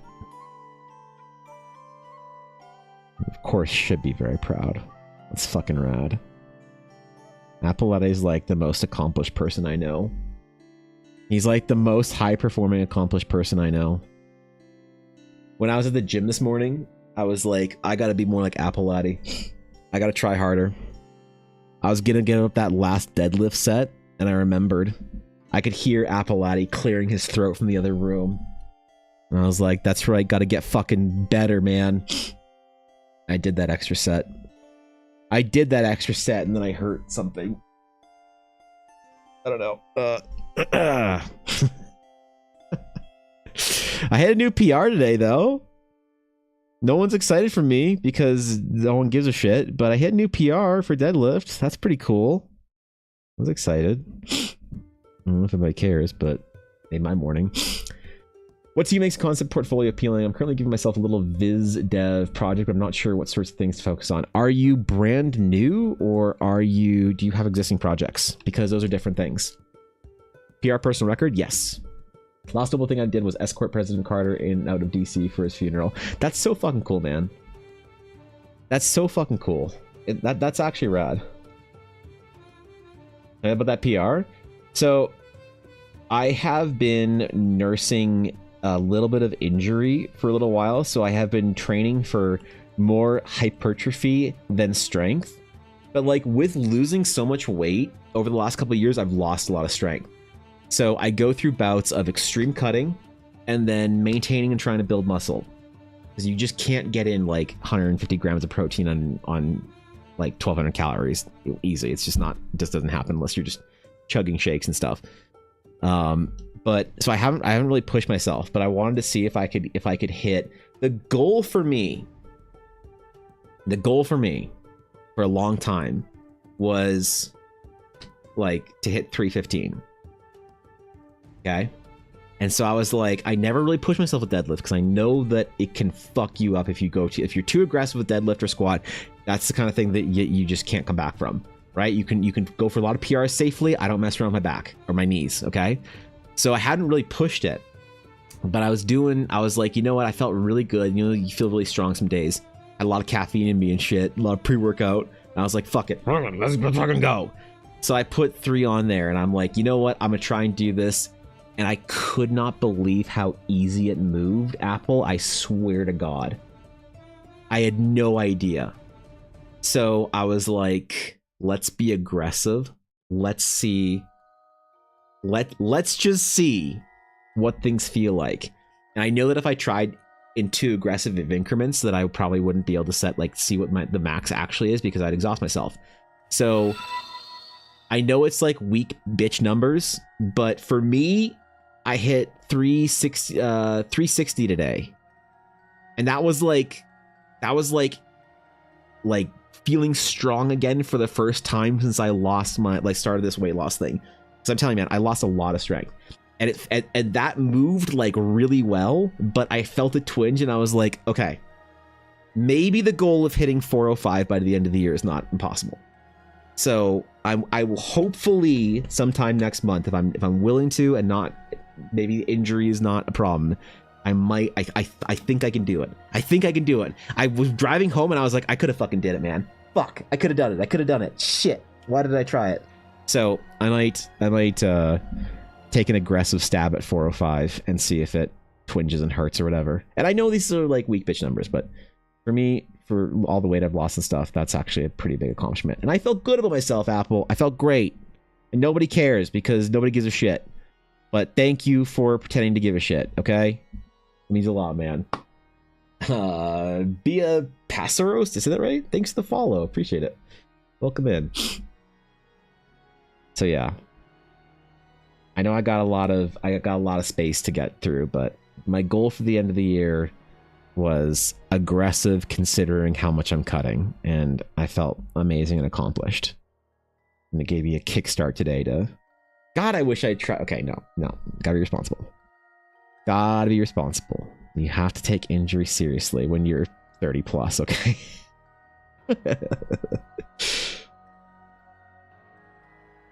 So yeah, it was a big deal, man. I had fun. Kind of starting from scratch on this one based off of old world building assignments from college. Okay, so if you're brand new to,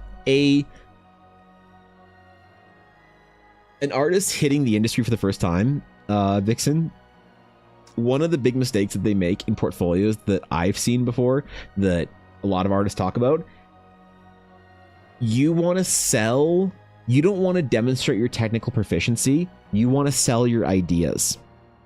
Because if you're applying for a junior role versus a senior role, when you're a senior, people want to see sort of a certain quality, a certain whatever. They want to know you can kind of perform a job. If they hire you for something and leave you alone, you can do the thing.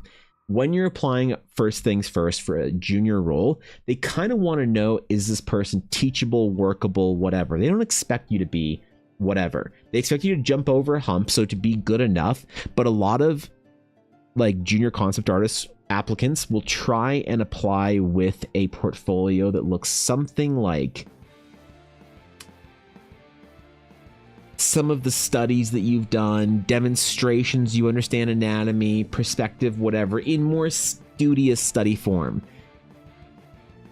What Chris Robinson told me specifically, and he was the World of Warcraft art director from like Legion through BFA, I think, and then he went to an incubation project. But the literal art director who hires people for World of Warcraft, he said the thing he loved to see the most from concept art portfolios was chairs. And I'm like, chairs? He's like, yeah, or bullshit. He's like, I want to see how well you convey an idea and tell a story of an area, of a thing, in the small details. If you can get those right. So a lot of people will maybe try and do more illustrative things, bigger, like League of Legends splash art. Look at my cool warrior. But I think a couple of pages of actual conceptual development work of boring, mundane things handled really well can do wonders for you. And definitely leave out all the studies, all the bullshit, all the nonsense, all that crap. Leave all of that out. Nobody wants to see it. And for some reason, because people focus on it all the time, they think that's what they should put in their portfolio to demonstrate they can do something. Demonstrate your proficiency in other ways. Show aggressive, like, anatomy and things like that. Show cool poses of characters doing cool things. Show, you know, if you want to show off that you can do like hands and stuff really well, draw like a monk, you know, doing a cool, like, I don't know, crane pose or some shit.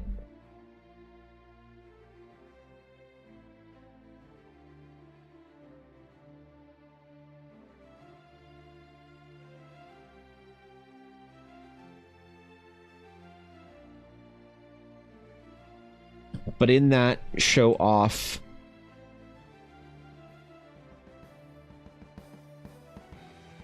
all the things you want to show off while demonstrating your conceptual ability. So if you want to show that you can do gesture, anatomy, and all this kind of stuff, show it off while you're doing character development. Like, almost the more casually you apply it, the better for a lot of art directors. They're like, oh, okay, that's really good. And if they don't notice the flaws, the faults, whatever, that's better than you showing that you can perform the thing. So the dumb like thing that you have to say that we have to be reminded about when we're making portfolios is that concept artists make portfolios that look like they're looking for a job in concept as opposed to illustration. Splash artists, whatever, all those things are usually concept artists that they get to do these things that have the ability or the time or the tools or whatever. So it's not, yeah. It's not something that I think you should think about too much. Just show the concept stuff, demonstrate it. You are applying as a junior concept artist. They know you're not going to have everything down. They know you're not going to be the best at every small little detail. They want you to be teachable, workable, and have a foundation that looks like something that they can work with. Okay? That's it. That's it. So, go forth. Make portfolio. Actually, the other thing is too, stylistically, if you can demonstrate a couple of pieces that you can draw within their style. So if you're applying for a job at something more kind of like generic style, stuff like CD Projekt Red, they are kind of like chill with whatever. If you're applying for a position at somewhere that has a very strong like iconic style for their IP or their project, like Riot or Blizzard, then you want to sort of demonstrate that you can sort of work within their style and show off a little bit of proficiency with that. Portfolios that would be for consideration for like publishers or things like that, or if you're applying to be an artist for like, I don't know, Wizards of the Coast for books and D&D and Magic cards and whatever. Again, there's certain stylistic standards, but that's a little more, I don't want to say generic, but just sort of like typical what you'd expect. Though, keep in mind, I haven't applied to too many places, so I haven't had to make too many portfolios. I did a little bit of industry work with some Canadian studios for a little bit of time, but it's nothing I talk about because for one, it was a really bad experience, and two, I didn't really do anything in like anything that I really care about. I worked on some bigger projects, but not in a capacity that were amazing. So I haven't like applied to, I haven't worked at like 10 studios or anything like that. I've done like a couple of little things before I went full freelance. So I haven't had to make specified portfolios before for a specific job at a specific place.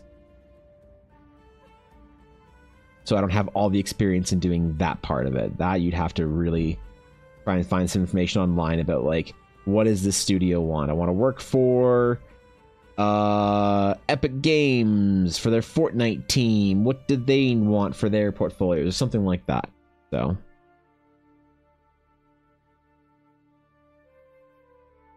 there's that too. That's also a big part of it.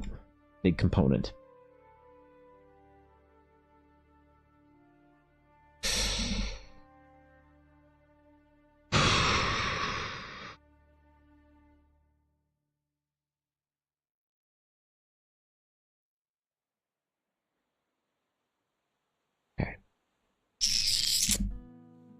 You know, I'm messing around here with the under sketches a little bit too much. It's starting to stress me out. I think I might be moving eventually towards a place where I refine the under sketch as opposed to drawing over it. More and more the process is like taxing. Like one of the most important things that I think I've ever understood about art is that asking a question of, you got to Yoda a bunch of shit. So you got to ask a question, or not ask so many questions about like if you're doing things the right way. You know, like that's a very tempting question. And I spend a lot of time asking questions about like what's the best thing to do? How do I do this? How do I do that? And it's like one of those things where like Yoda told Luke, like, you will know when your mind is calm and the tablet is on what Cintiq settings to, you know what I mean? Like you gotta trust your gut on it. So like people will sometimes say like, oh man, what do I use? Do I use Photoshop or like when I want to use like Clip, and then eventually I want to upgrade to Photoshop, but like when am I supposed to do it? Like when am I supposed to upgrade? And it's like, you will upgrade to Photoshop from Clip the second that Clip becomes frustrating and there's tools or lack of tools that you wish you had access to that you know that Photoshop has. Whether it's certain things to do with color mixing or brushes and textures and stuff like that, and you're like, oh, Photoshop can do this, okay, cool. Or like, when do I know that I want like different brushes or whatever? You will know when you are frustrated with the brushes you currently have and you know exactly what you don't like about them and you can't fix it anymore. So, you know, one, you have to like learn how it works, how the tool works, so that you can actually like change it, alter it, play with it, mess around with it. And two, you have to understand what the other tools can do and how they can be applied. It's this whole idea of like trying to ask questions of like, what brush do I need to use? What texture do I use? What size of canvas am I supposed to use? What software am I supposed to use? We all want to avoid doing things wrong. That's the goal. We all want to not waste time. We don't want to have that feeling like, I wasted so much time before I did this thing. Yeah, you learned, you know? You learned. And in retrospect, we look back at things that are obvious and apparent to us now and judge ourselves for not being obvious and apparent to us, you know, at a certain point in time. And it never is that. All the things that you go through learning are all necessary parts of the process. They're all required. Every mistake you make, every time you've wasted because you didn't understand how to do this thing or that thing, it's all part of the process and it's required, and you should let go and just whatever and just breathe. And so the questions of like when I was in art school, for instance, I agonized over finding brushes that worked. I agonized over it. Man, I just want a brush that does this thing, man. And eventually I took the time to learn how to make a Photoshop brush and research it and stuff. And then I saw a brush from Dave Greco and I was like, oh my God, that's exactly what I want. And I understand how and why that's what I want.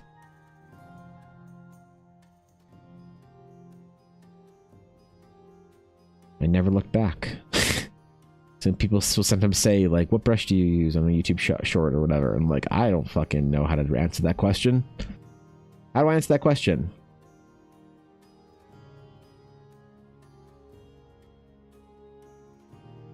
People saying, what brand of shoe do you wear? Because there's a correct answer, and I want to know what the correct answer of shoe brand to wear is. Bro, our feet are different shapes.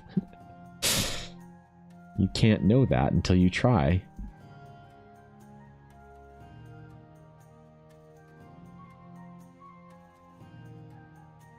Glad you like the ear shading. Yes, thank you, Drexia. Thank you. Trying very hard here. Give them all slightly different ear shapes.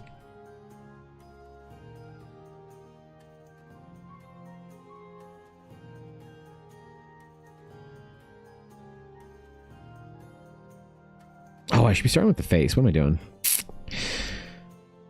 What am I doing, man? Like it's my first time drawing anything. If I screw this up, Miniful and Alf will drop me as their mentor. And then all the peepos online will say, Evan, do you do mentorships? And I'll say, never again. I tried to mentor somebody once and I screwed up an elf drawing and they didn't want me to help them anymore. And then Apple Laddie banned me from Minnie's chat. It was over.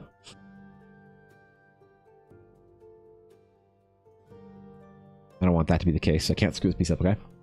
Can't screw it up. Hi, Brooklyn. What's up, dude? Good to see ya. Good morning. Or whatever time of day. Oh, that's afternoon now. Okay. Well, listen. I monologued for a while this morning, apparently, about stuff nobody cared about. We had a good fantasy talk for a couple of hours there, apparently. So I don't really to tell you. I'll get the time wrong every time.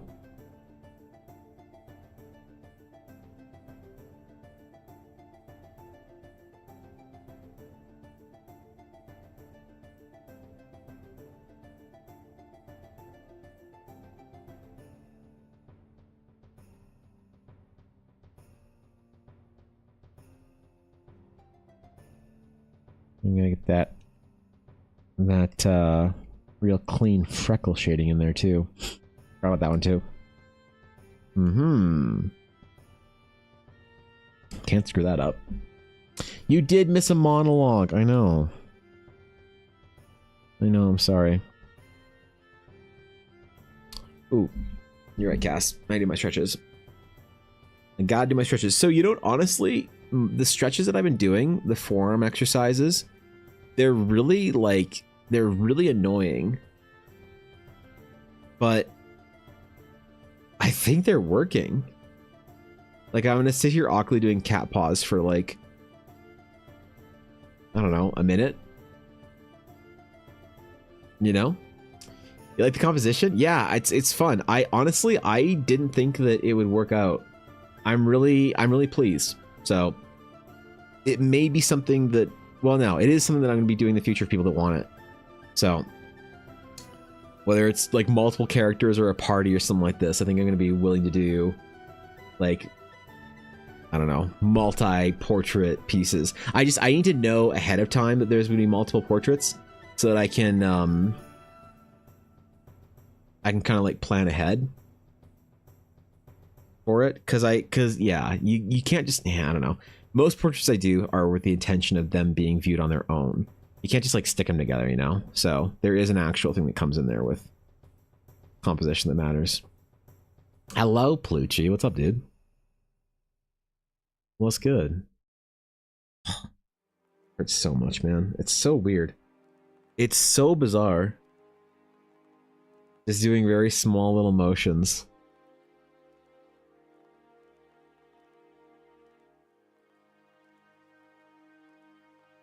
But you know what? Helping. Can't decide, do I paint more watercolors or get out the acrylics? You know what? Paint with your watercolors. Acrylics are just oil paints for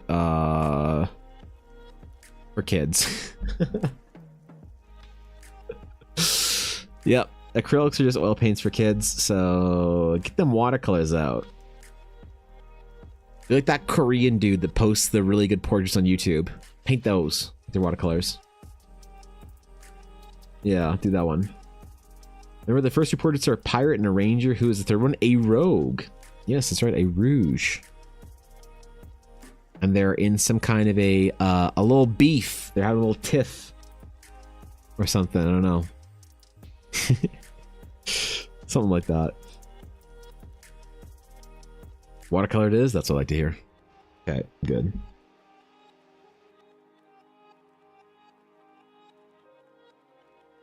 Not supposed to do too many stretches. Apparently, stretches I've been doing could be a pain. They could be making things worse. Impacting the ulnar nerve. I still do a little bit of it because it feels good on the muscles, but any big nerve stretch is actually real bad, supposedly. Supposedly, nerves don't want to be stretched. You can do what's called flossing them. I can do these like really gentle motions, but you're supposed to stop as soon as it hurts. You just stretch up a little bit and done. Little, done. Little, done. Yep. Okay, hands up. Hands up. It's amazing the amount of things you have to add to your list. Bro, I hate this whole like getting older shit and you need to like do more things. Take care of your body. You can't just like gremlin over your computer for 6 hours at a time. Explain the flossing motion again. So for me, Drexia, one of the issues that I've been facing is I've been having insane pain in my fingers when I'm holding my pencil. And that's for a couple of different reasons. But a lot of it is an impingement of the ulnar nerve. Okay, that's why it hurts into my fingers. And a lot of it comes from a problem with my forearm where the ulnar nerve runs through. Some of the muscles get inflamed, whatever. So there's stretches that I can do to increase the stabilizing muscles in my forearm. So if I go to the gym and I do like forearm curls or something, I'll do them with like weights, like 25 pounds or whatever, some shit like that. Like nothing too heavy, but still enough. But to do the stabilizer muscles, it's like a slightly different motion. You're supposed to do it with like 1 or 2 pound weights. So that's what I've been doing, right? That combined with the nerve flossing is important. And there's a couple ways you can do it. But basically, if you have problems in your ulnar nerve or whatever, and you move your hand up like this, like you're kind of like holding a tray, like you imagine your hand doesn't go up and back, it goes up and back and out. So you're imagining your pinky folding backwards over you. You can also think about doing this thing with your, like, I do with my hat on, but like doing the thing where you sort of do this with your hands over your eyes. That also stretches your nerve. But basically that motion of pushing that pinky backwards, when I do that in this hand, in my right hand, the nerve is so mad that when I really push it to the end of a stretch, like further than here, it feels like the tip of my pinky is going to explode. There's so much pressure in there. And so it's good to do the nerve flossing and to do a motion like that where the nerve is kind of like a couple reps of that. You like kind of massage the nerve and like move it a little bit, but you don't want to stretch a nerve. Not like you stretch your muscles, you stretch your tendons, you stretch everything out. You don't want to do that with nerves, apparently. That's something I had to learn recently. So the nerve flossing stuff is just like this. There's a couple you can do. Like, there's a couple different motions that you can do, but this is like the big one. So that's if you ever have problems here. If you ever have problems in your forearm that aren't nerve related, you can do the artist stretch that I do all the time. That has this has changed artists I know. Okay, this has changed their life. If you ever get pain in your forearm here because your arm is up like this too long, right? If you move your middle finger, you'll feel a muscle in here twitching. Like, I'm not jacked enough for it to matter. Like, you can see a little bit. If I was like jacked, you'd be able to see that muscle like twitching properly. But that muscle doesn't like being held like this. It doesn't like doing this. Your hand is not built to do this, to hold a pen. That's why proper brush ergonomics, you're supposed to hold your brush like this. Hand completely outstretched, right? This is how you're supposed to paint for like hours and hours and hours. drawing with your hand up like this on a page, this isn't, your hand was not supposed to do this.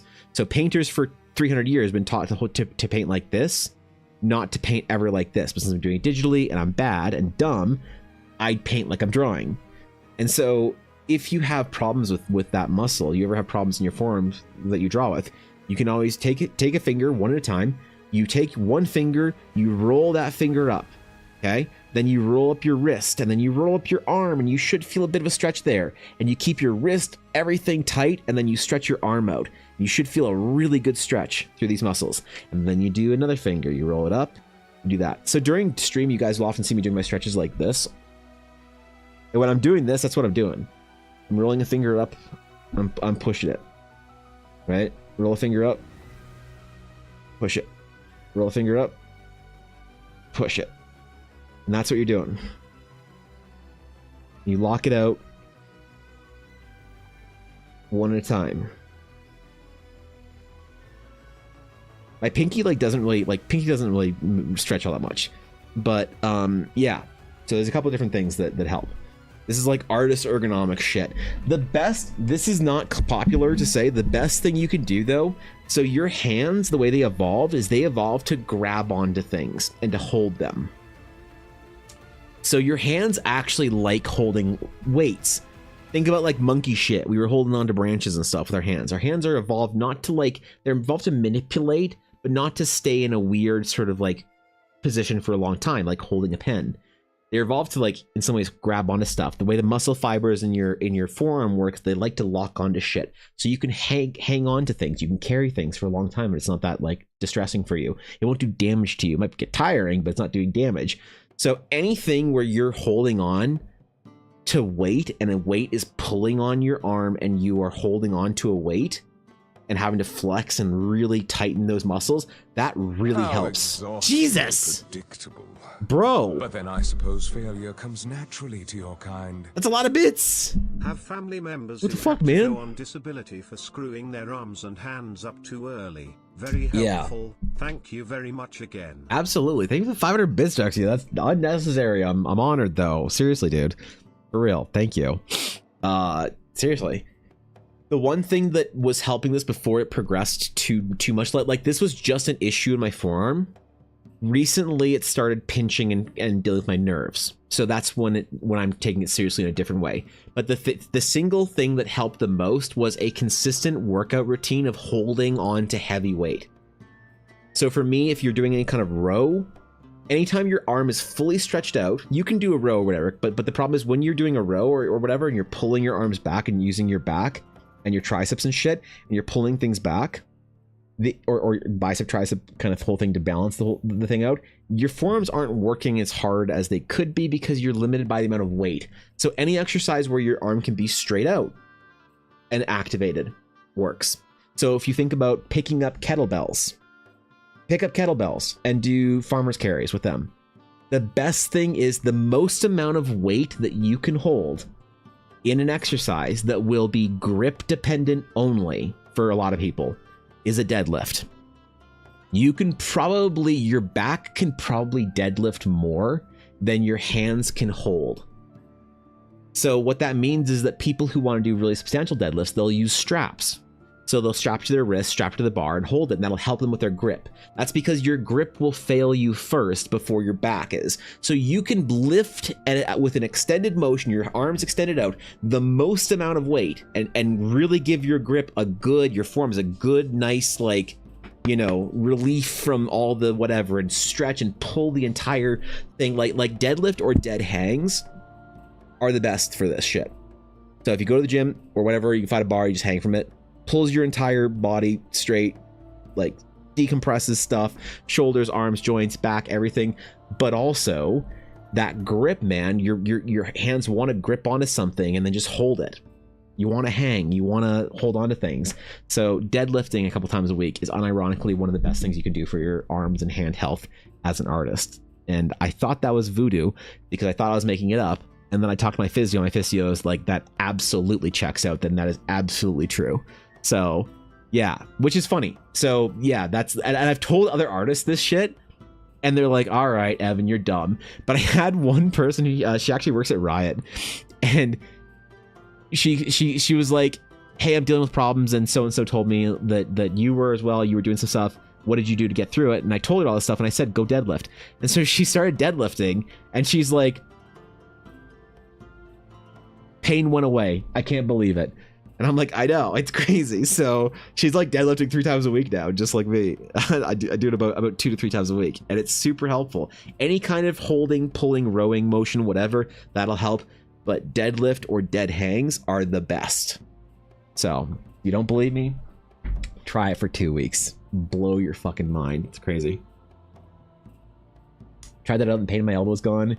Adding this to the stretch list for sure. Oh yeah, the roll stretch, whatever, it's insane.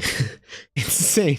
It's like magic, man. You can also, if you're having problems in your arm, you can get what's called IMS treatment. I get where basically they stick needles in your arm. It doesn't hurt, by the way. They stick like acupuncture needles in your arm, and they send electrical pulses through it, and it like moves your arm and like brings in a lot of blood to the area, and that actually helps. So I get that done occasionally. When I got it done at the sports med physio I went to on Monday, they did it not with needles, but with little patches they put on, which is way more comfortable for me, because sometimes when your arm twitches a little bit, it hurts just a smidge in there.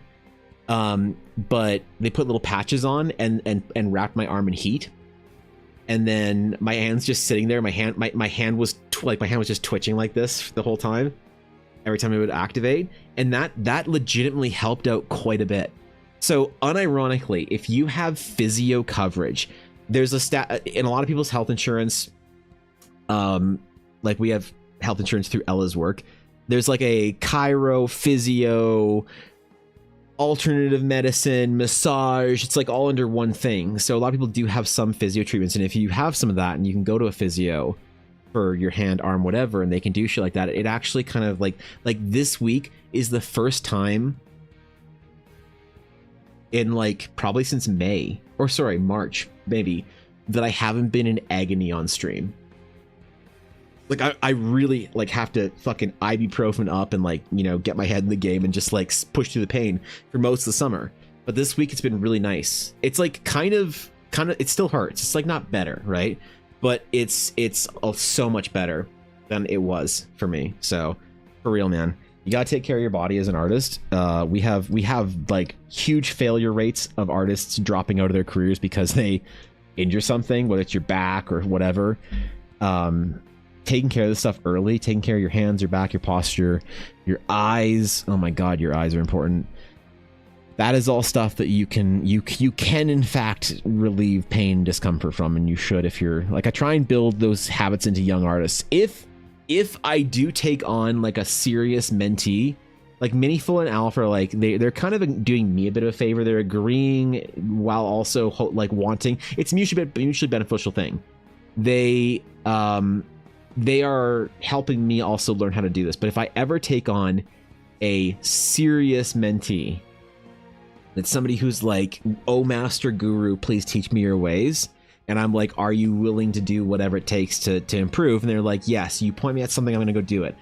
I'm going to tell them they have to start working out. I'm going to tell them they have to work out 3 times a week. And they have to do certain types of exercises to build in like a solid base for their career for the rest of their time being an artist. That their ergonomics have to be fixed. They can't, this whole we joke about like, oh, we're all shrimping and gremlining and stuff like that, ha ha ha ha. It's like, no, shut up, stop making fun of it. Like, this is a serious issue, dog. Like, it's funny until you are Adam Duff style in a clinic, literally sobbing, crying uncontrollably because you're in so much pain because you have a sciatic pinch or something like that. It's all funny that we're shrimping and gremling, that we all have bad habits, that we're all overly caffeinated, overly medicated, this whole thing. We're all laughing about it, coping with the stress of it, until it's a huge issue, and then all of a sudden it's not fucking fun anymore. And I desperately want people to avoid that smack in the face that you get when something really goes wrong and then you get fired from your job because you can't work. Like, literally you got laid off because you have to go on disability or whatever. But it's different when you're an artist, and if whatever, you can't go. Like, you think to yourself, oh, well, if I have to go on disability and I can't work anymore, my work will cover it. They absolutely won't. You'll be asked to be laid off in 6 months. There's nothing you can do about it. So don't let yourself get injured. You know? In Tradesworks 2, we got to take care of our arms and hands. Absolutely, man. 100%. 100%. I had our teacher tell me to use charcoal more to force myself to use my whole hand versus pencil, realizing years later the pain I could have avoided from bad habits. Yeah, I mean, there's... So, proper painting ergonomics. If you want to know how to paint properly, let me show you how I should be painting. Like this. This is how I should be painting. But of course, my dexterity is not used to that. So, like, if I try and draw out her eyebrows, it's really just not... Like, I just don't have it. I don't have it. And that's bad. And I should really take time to learn and do it better. You want to see an example of somebody who does it right? Check it out. This is cool.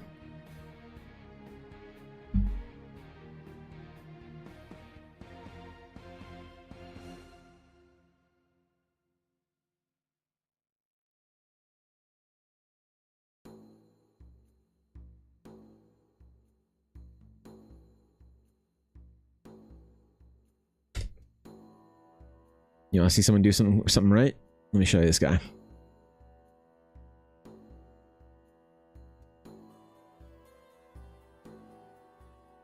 And mute that. I don't know how to pronounce this artist's name, but Andrew Tischler. Check this shit out. Look at my man here. This is what a real artist looks like, by the way. I'm a pretender. Just watch.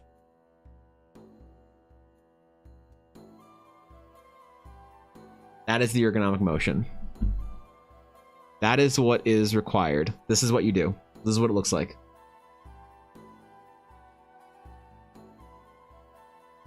If you want to learn how to be a real artist, Andrew Tischler's YouTube channel is probably one of the most beneficial that you can possibly follow. There's a couple resources you can, but like his skills are arcane, but they're not unobtainable. But like, even when he's doing different motions and holding his brush different or in different ways, you are forced to be away from your canvas. The way you hold your brush. Like, look, that was perfect. Fuck. Where was it? Shit. Look, that's perfect. He's on the right angle, his arms extended out to the side at like maybe 25 degrees. Him and also Greg Rutowski. Watch Greg painting. Greg Rutowski's probably one of the best painters of our generation. And it's probably not even close. He's in an echelon. Like look at the way he holds his brush like this. It's so gentle. It's so delicate. It's so fine. His wrist and hand and arm are all in line. His hand's just kind of out there and moving from the hand and the wrist and the elbow and the shoulder. And it's just all so gentle. You remove the death grip when you remove the ability for your hand to squeeze and death grip something. This is how it's done if you want to have a long-lasting art career. So, Rexia, thank you for the tier 1. I appreciate it. I'm sorry about the ads. I'm guessing that's why you subbed. So, thank you, dude. I appreciate that. Yeah, learning from these guys, like, this is aspirational. And this is one of the reasons why I want to paint oil, is because it forces you to learn the skill set. Right? It forces you to learn the skill set. So you don't want to, like... You could bring this, and you want to see this done digitally with a streamer? I'll show you the best streamer that does this.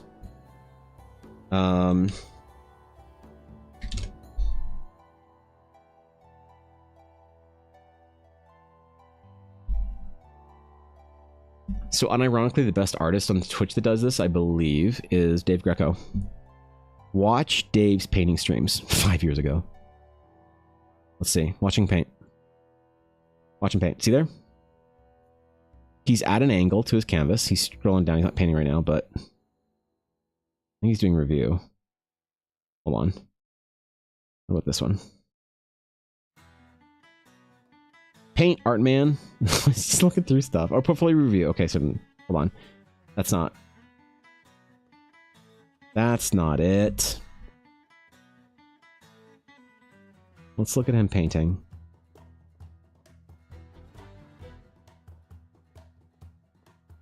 Please? Oh. Of course I hit reload the second it loads. And now the whole thing won't load.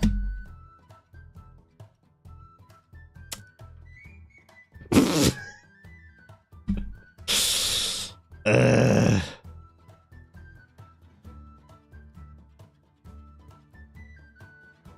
What the fuck? Twitch? Hello? They lay off too many engineers? Well, anyway. Dave paints with proper painterly ergonomics with a digital tablet. And he has often one hand, like his monitor's right here, his tablet's more off on the side. So he's looking at chat this way, and he's watching his painting on the other screen, and he's on an angle. And he'll glance down and look at it.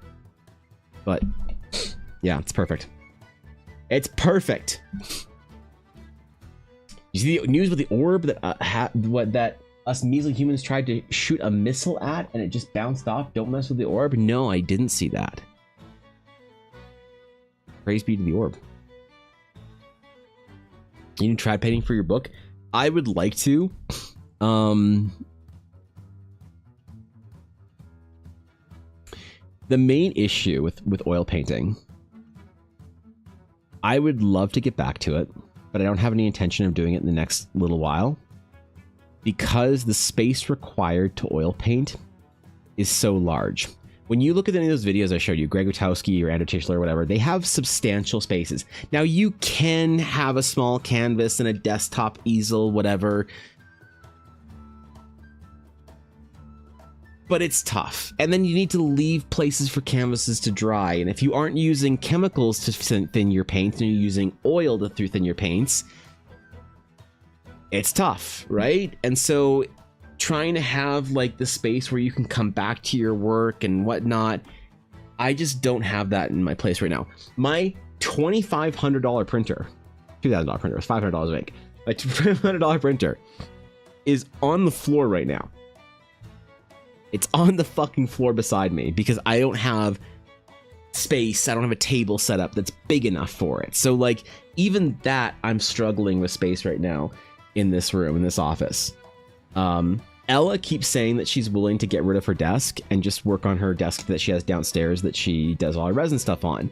But I don't want to do that because even though we don't play games a lot anymore, even though we don't do a lot of that kind of stuff anymore together because we just don't have time for it and we're focused on other things, we still do. And I cherish that time that we play. We play a couple of games, hours of games a week and whatever. And she comes and sits at her desk and does coding and stuff. So I am not letting her give up her desk space in this room so that I can oil paint or whatever. That's important to me that Ella has that desk. She's offered it to me multiple times, but I am not taking it from her. So besides that though, there really isn't any space for me to oil paint. So I'd have to move into a bigger place, which right now isn't, or figure something else out. There'd have to be a different sacrifice to be made. And right now the desire for me to do that kind of thing is just not, it's not so big. The desire is there, but the necessity is not, I guess. But I would love to. I'd love to do traditional painting. I'd love to do classical oil painting for my scenes, illustrations, whatever. I'd love to sell original art, original work. Like I was thinking about adding an original ink work section to my website, but I don't know if people would be interested in it. The like ink sketches that I used to do for Patreon, I still like doing them now and then, but keeping up with them for Patreon was too much. But I still like doing them. I just don't know if people would want that. But I'd love to be able to sell traditional original paintings and make prints of them and stuff like that. So yeah, a lot of negotiable space to keep up with the wet palettes and canvases out. Exactly. So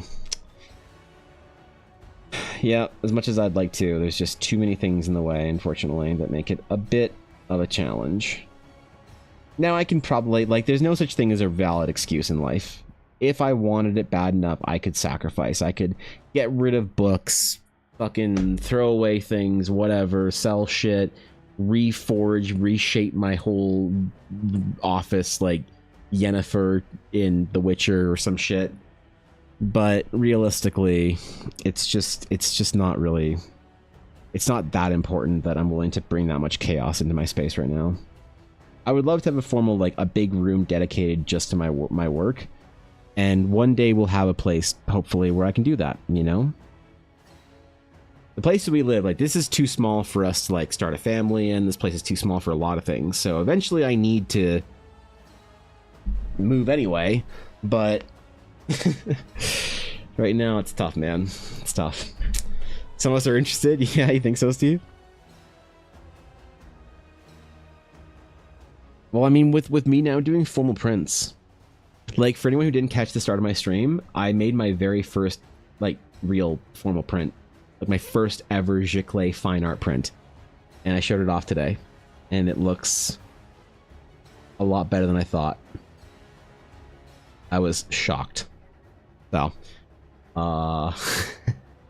you're keeping that time sounds important. It is, Silesian. Yeah, it is. Ella and I grew up playing games together. Ella and I did not meet as adults. Ella and I met as kids. We grew up together in many senses of the word. And time spent with her playing games and going on adventures and stuff like that is kind of in some ways what it's all about for us. So I'm not giving that up. I'm not doing it. You can't make me. I'd like to return to a point where we could actually play games together again, where we're not so swamped and overwhelmed with work. The opportunities Ella and I have been afforded this year that we've earned over years of struggle and whatever, and fate and fortune has smiled upon us in certain areas or whatever, we have been working so unbelievably exceptionally hard and long hours that we barely like do anything and get together anymore. We barely even talk. Seems like some weeks. But you know, when we do force that time in, and when we do eventually have that time to spend again, I don't want to make changes to our space. Like, we already don't. Our space is already designed to not entertain. We can't really have friends over. Our downstairs is like living room area that's like TV and whatever, and we have our kitchen, you know, table, whatever, and then beside that, where you'd normally put like other shit or whatever, that's Ella's workspace.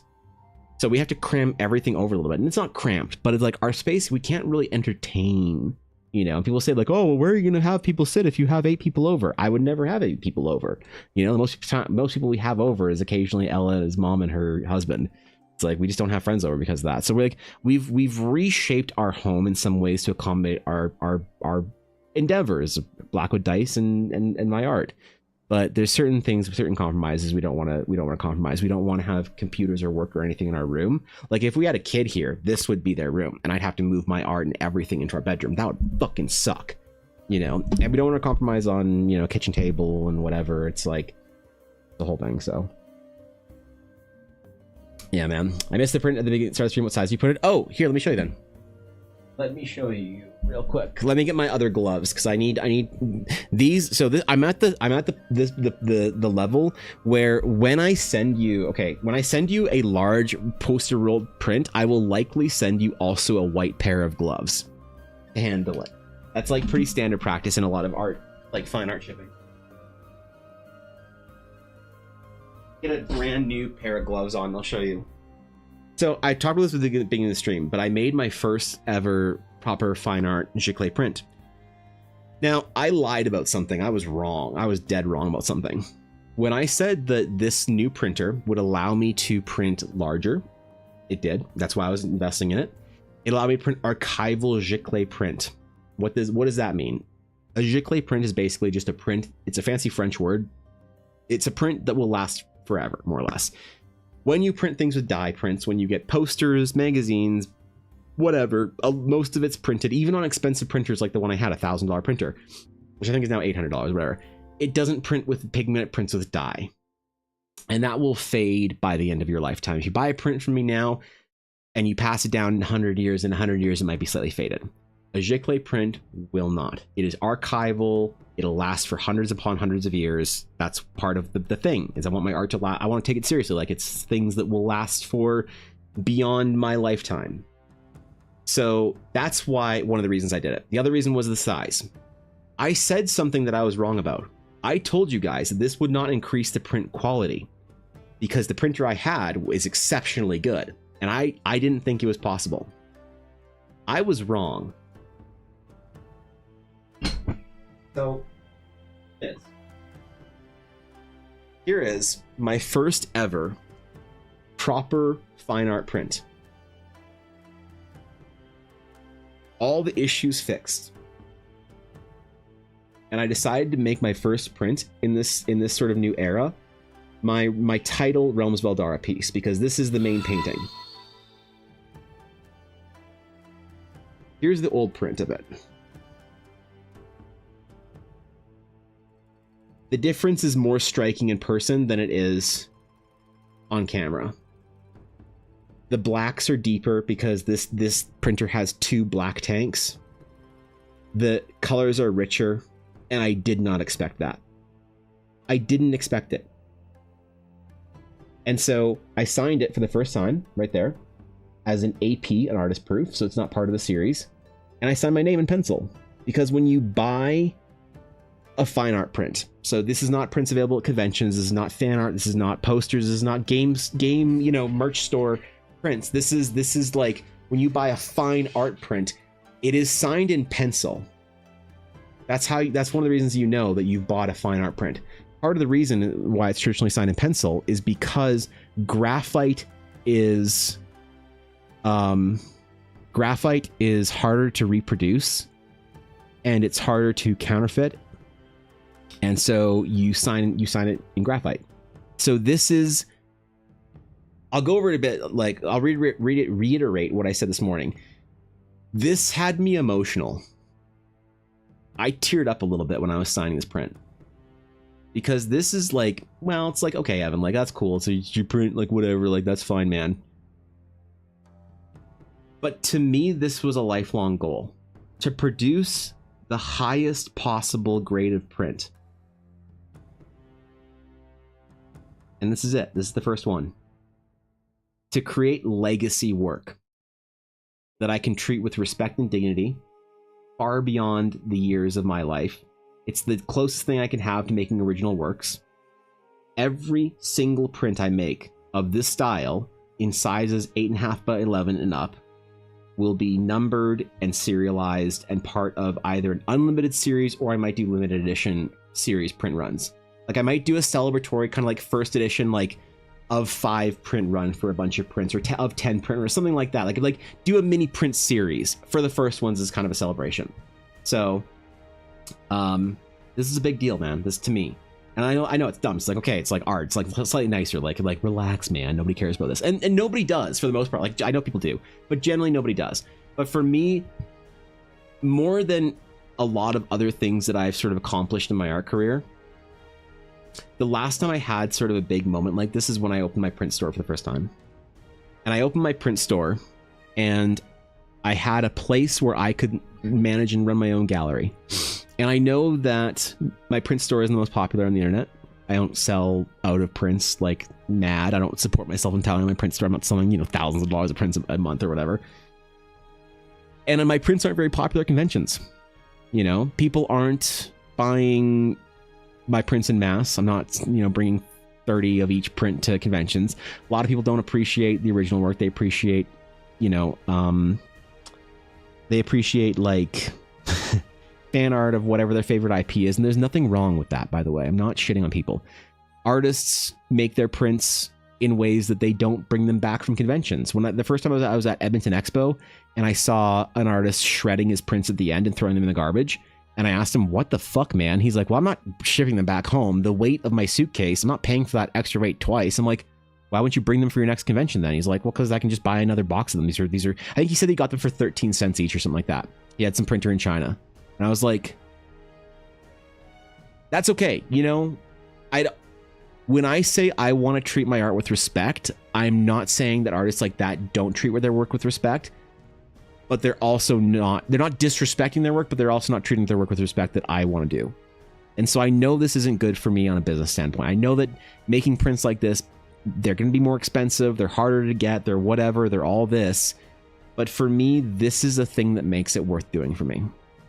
Looking at my prints and saying, this is a fine art print, a giclée, whatever, archival, will last for 1,000 years print at the highest quality I can make it.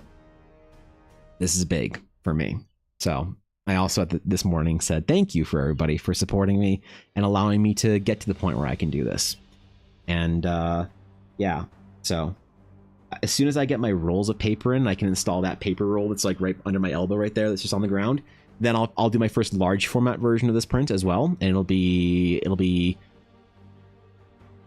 It'll almost be as tall as this. It'll be about an inch shorter than this, and it'll be 30 inches long. So it's going to be huge. It's going to be awesome.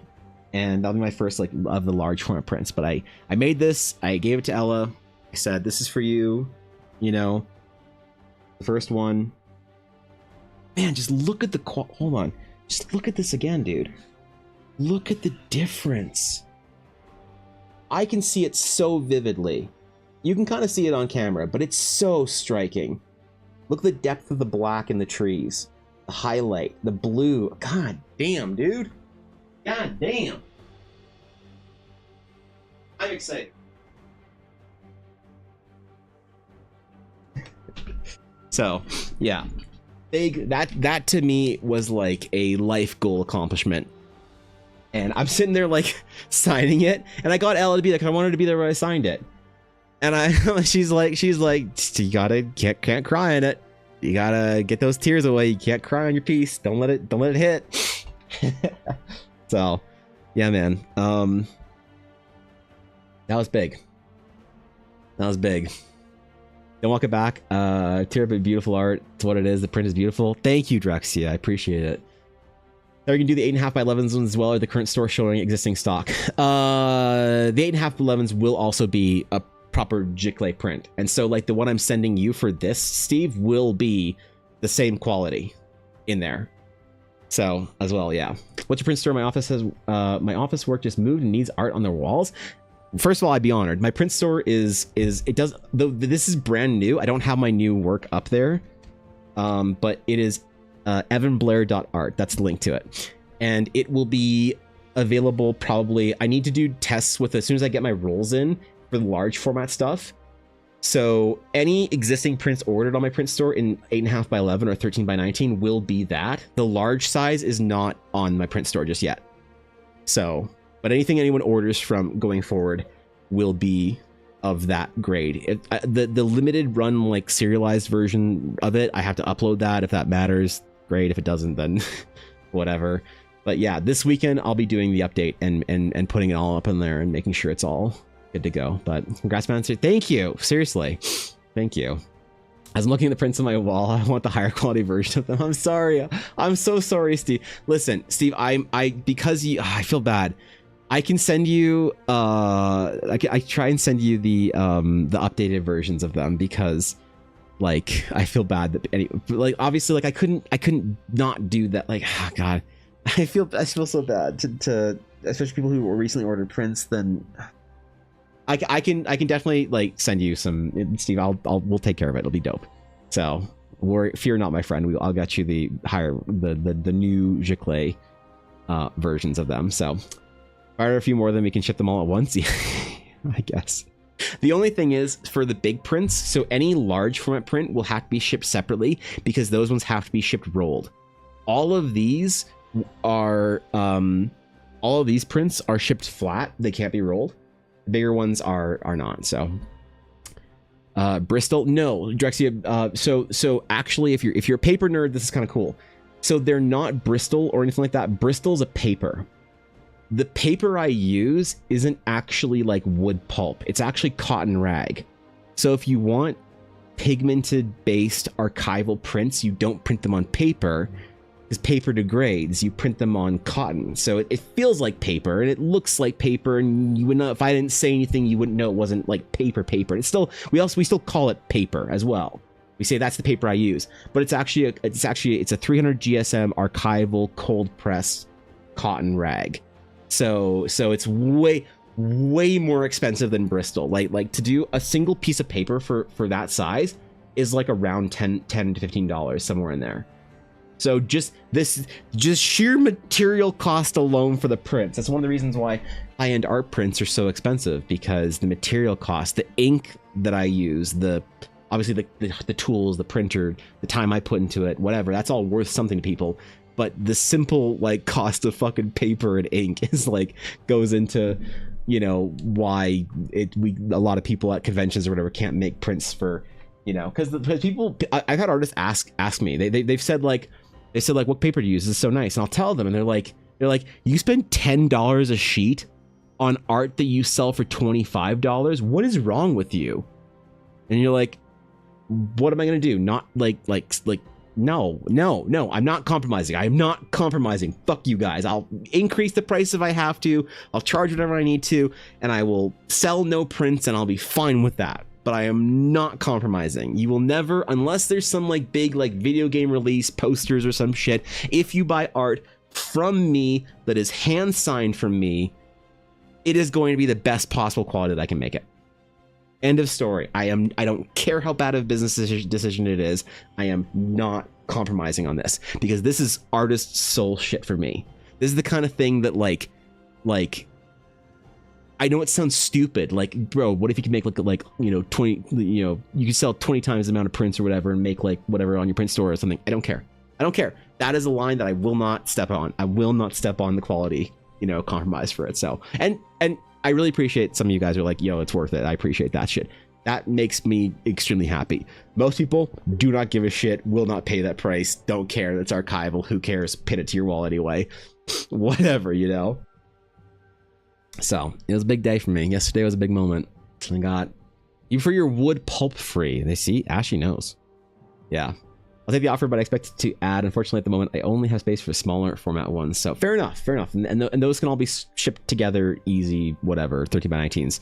But these ones will also be shipped differently. I'm going to be shipping my prints going forward in tissue and whatever. And it's a whole thing. So yeah, thank you, Blue. I appreciate it.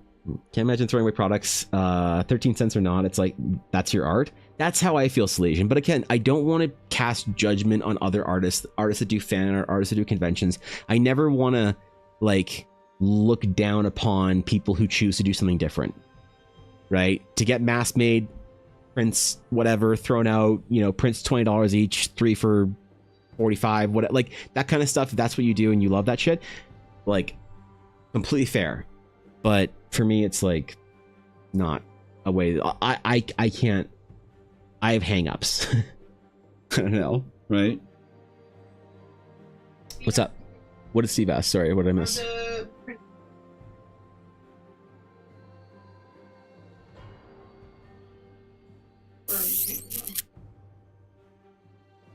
They probably have to go up in price, but I am fine and super happy to honor any prints that people buy right now with the existing price. Yeah. The other thing is, tell Steve, what am I telling Steve? Add more art. Ella's going to add more art.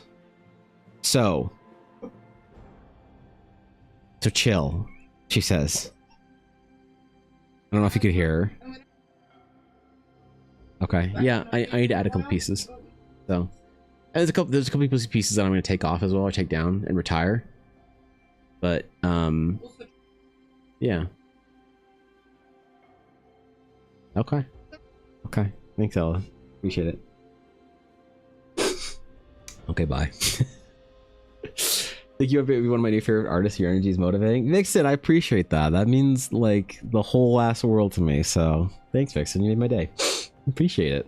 Paper does matter. Yes, Raven. I do think so. I want PC prints to last as long as fancy Blackwood dice forever and fancy paper and resin. Oh God.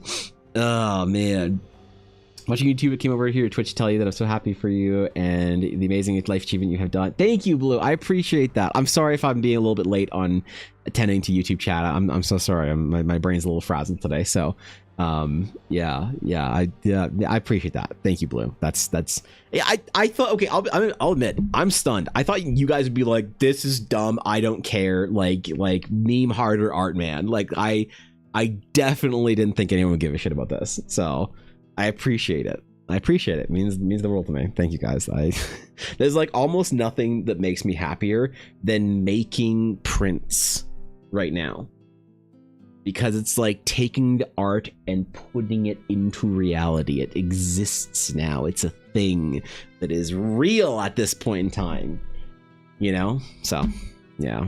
Oh man, love the prints of my AZ that I have, so don't worry about my end stuff though. Come Christmas, I will be ordering a few new pieces. I'd be honored. So, and yeah, all the prints that I do from going forward will all be in some sort of serialization or whatever, because I want every single time I make a print with that printer, above the 8.5 by 11 size, or 8.5 by 11 and above, I will want it to be serialized, numbered something. So I might do them in editions, an unlimited edition. I'm not entirely sure. They might be just numbered going up infinitely that I'll have to track. I might do them in series where I do 1 to 25 and then I release the prints in my print store, and if I don't sell that many, then like whatever, then I'm just stuck with all these prints that I made. But that's okay, because that's the way it is, you know. So though it dabbles in traditional art, the paper can make a difference between good and great. I agree. That's why I don't compromise on it. The paper that I use is very expensive, so I'm better than enthusiastic art devoted to their work. Oh man, you guys. Well, I appreciate it. I was definitely. Let me switch back my other gloves. Keep saying I know it sounds dumb, but it doesn't sound dumb at all. Your energy and excitement is honestly inspiring. Oh man. Well, it is kind of like the thing is, you're right. I should be more in tune with the kind of people that I hang out with in this guild. You guys, I suppose I would care. At conventions, I have been told that's nice when I tell people about the quality of my prints. Like, there was this one dude, he was like, it was at GameCon or Edmonton Expo. I was in Edmonton for some reason. And he's like, so you make all these, you do all the art yourself? I'm like, yes sir, I do this, whatever, blah, blah, blah. Like I make the art, and this is all for my D&D adventure that I'm publishing later this year. And he's like, wow, it's pretty good. And his like daughter's looking at it. She's looking through like keychains and stuff. And he's like, yeah, they look all right. They look pretty good. And I was like, yeah, actually, you know, if you're curious, the print quality, I do all my own prints, so I handle the print quality. I sign them all myself, so I make sure that they're all hand signed by me. They're not mass produced, whatever. It's as handmade as digital art can go. I print on like proper like cotton rag GSM, high GSM paper, whatever, so they'll last you a long time. You can be treated with whatever. And he's like, that's nice, but like,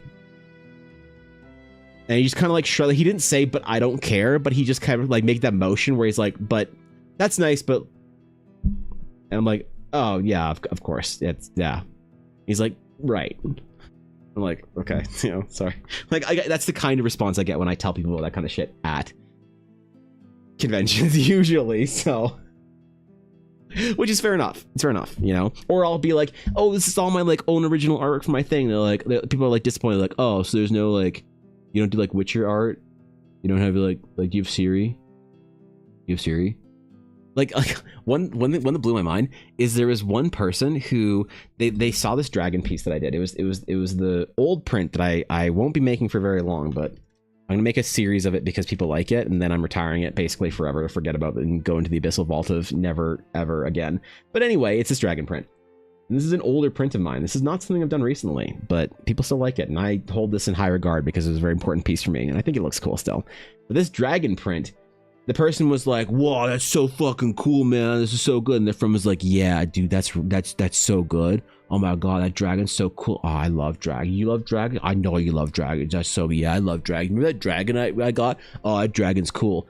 And they're like, the guy was just like, yeah, I think this would look good above your computer monitor. And the other guy was like, yeah, totally. I think I'll put it above my computer monitor. And I'm like, oh yeah, cool. I made a sale. And the guy's like, yo, like, what's this from, man? And I'm like, oh, actually, it's like original art that I did for my campaign setting that I'm writing an adventure in that I'm publishing later this year. So it's called The Realms of Eldara, and it'll be playable. You can play it on my Discord and beta right now. And this is a piece from that of one of the dragons in the world. And the guy's energy deflated. He was like, oh, so it's like not from anything? And I was like, well, I mean, like not any like big IPs, like a lot of the art here, but it's like, it's from my adventure that I'm publishing. So yeah, it's from that. And the guy was like, oh. And they kind of looked at each other like, well, that's a bummer. He's like, oh, okay, yeah. Yeah, well, I think I'll probably keep looking then. Thanks, man. Good luck. And they both walked away, and I was like, you liked it. You liked it. You just didn't want to buy it when you found out it wasn't from something, that it wasn't fan art. You said you liked it. You two talked about how cool it was for like like 2 minutes about how much you liked it, and then you finding out it's not from. I should have just said, "Oh, it's Game of Thrones," and it was some shit. I'm like, what the fuck, man? I wasn't even mad. I was just like, what? I was just stunned, bro. Silly little guy. Thanks for the follow. God damn it. He's someone to stand at your booth and give bitchy glares to people who doesn't appreciate your art enough because I volunteer. Brooklyn, if you make it to a convention that I'm at, I 100% will get you a badge to stand at my booth to give bitchy glares to people who don't appreciate my art. Yep. Yep, I'll take that. I'll take it every day of the week. No, probably lost sale. I've not gotten sales because it's not something people recognize, but I've never had somebody like a piece and then not want to buy it because it's not original. It speaks to me. I don't care what it's from. Exactly. Oh, God. Thank you for the 100 bits, Steve. I can't forget that. It's an upsetting story for these people. Edmontonians, Blue, that's who they are. Yeah, I don't know. I'm told I have extreme resting bitch face. I think I could do a really good job. You know what? We gotta just then ooh, yeah. We gotta then just point you at the people that are being mean about my art and saying shit or whatever. So, you know, it's a problem. I've been told that. I've been told I don't look like an artist at a convention. Actually, Moose, you're memeing hard, Moose. Appreciate that 100 bits. But I heard that at a convention once. The person said like, oh, you do all this art? And I was like, yeah, I'm the artist. So oh, you don't look like an artist. Like, what the fuck does that? Okay. I didn't say anything. I was like, oh, yeah. Mm-hmm. I was kind of like, right. And then just didn't follow up on that because I was like, not that has happened though, Moose. You're memeing, but that's actually happened once. So I think they actually still bought something or whatever. No. Oh yeah, they did because they were mad because their kid came back later and wanted to buy this exact dragon. She had one. It was so cute, man. She had one thing she could get at the convention. And she's like, I want the dragon. Her dad's like, okay, come on, we're gonna look around. Let's not buy the first thing you see. Let's look around. I'm like, yeah. I try to be encouraging to that. I don't ever want to be like, oh no, buy it now. Fuck you. When someone says oh, I want to keep looking. I want to see what else is out there. I'm always like, yeah, for sure. There's a lot out there, man. Go check out the convention. And I said that to her. I was like, yeah, your dad's right. There's lots of cool stuff out there. Cool.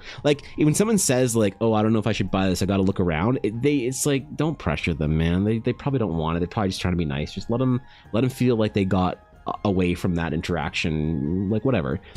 And then, but she came back and she's like, yes, I want this. And her dad's like, are you sure you don't want that thing, some other thing, whatever from this thing, what, blah, blah, blah, blah. And she's like, no, I want to drag it. And he's like, oh God, where are you going to put it? And she's like, I don't know. I'll put it somewhere. And he's like, the dad did not want her to buy this for whatever reason. Probably because he thought she was going to shred it because it's a paper or whatever. But she bought it anyway. So get bet. That explains much, yeah. Are Edmonton congoers the equivalent of YouTube? Are Edmonton congoers the equivalent of YouTube comments? Holy shit.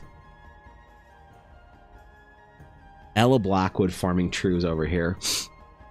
Convention people, they have just no idea.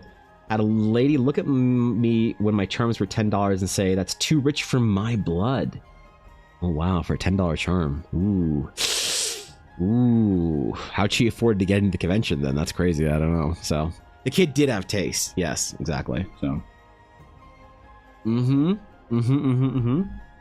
I agree. Like Alpha agrees. Yeah. Well. Lost that sale. Oh well. Lost another one, guys, because I had original artwork. So I guess you're right. I should have known better that you guys would care about this nonsense. But will convention goers? No. I'll tell people that their print is numbered individually. I'd be like, oh cool, you've numbered 7 or whatever of the series. Congratulations. And maybe someone will go, oh cool. But probably everyone will be like, what's this number doing underneath my piece?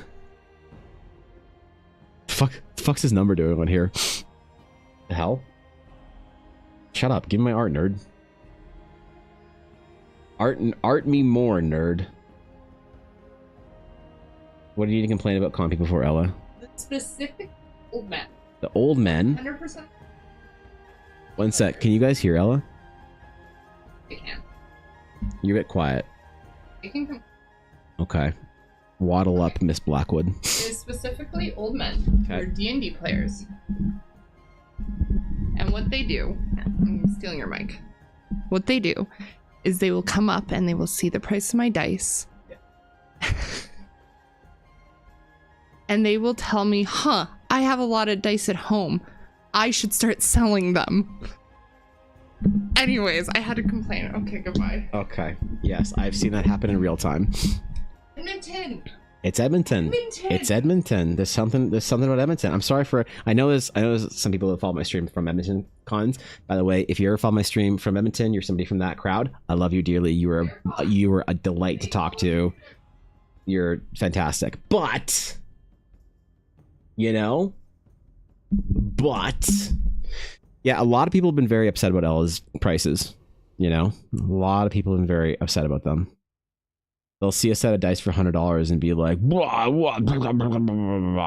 I could buy a set of Chess X dice from my game store for $15. And you're like, yeah, man, you should probably do that then. I thought Ottawa was bad. Well, like Ella and I live closer to Calgary. We live in the mountains by Calgary. But we go to most conventions at Edmonton because Edmonton has more conventions. It has GameCon, it has whatever. And so we do a lot of conventions in Edmonton, and Ella's not wrong. The Edmonton crowd, they have a thing. They have a thing, man. I don't know what it is.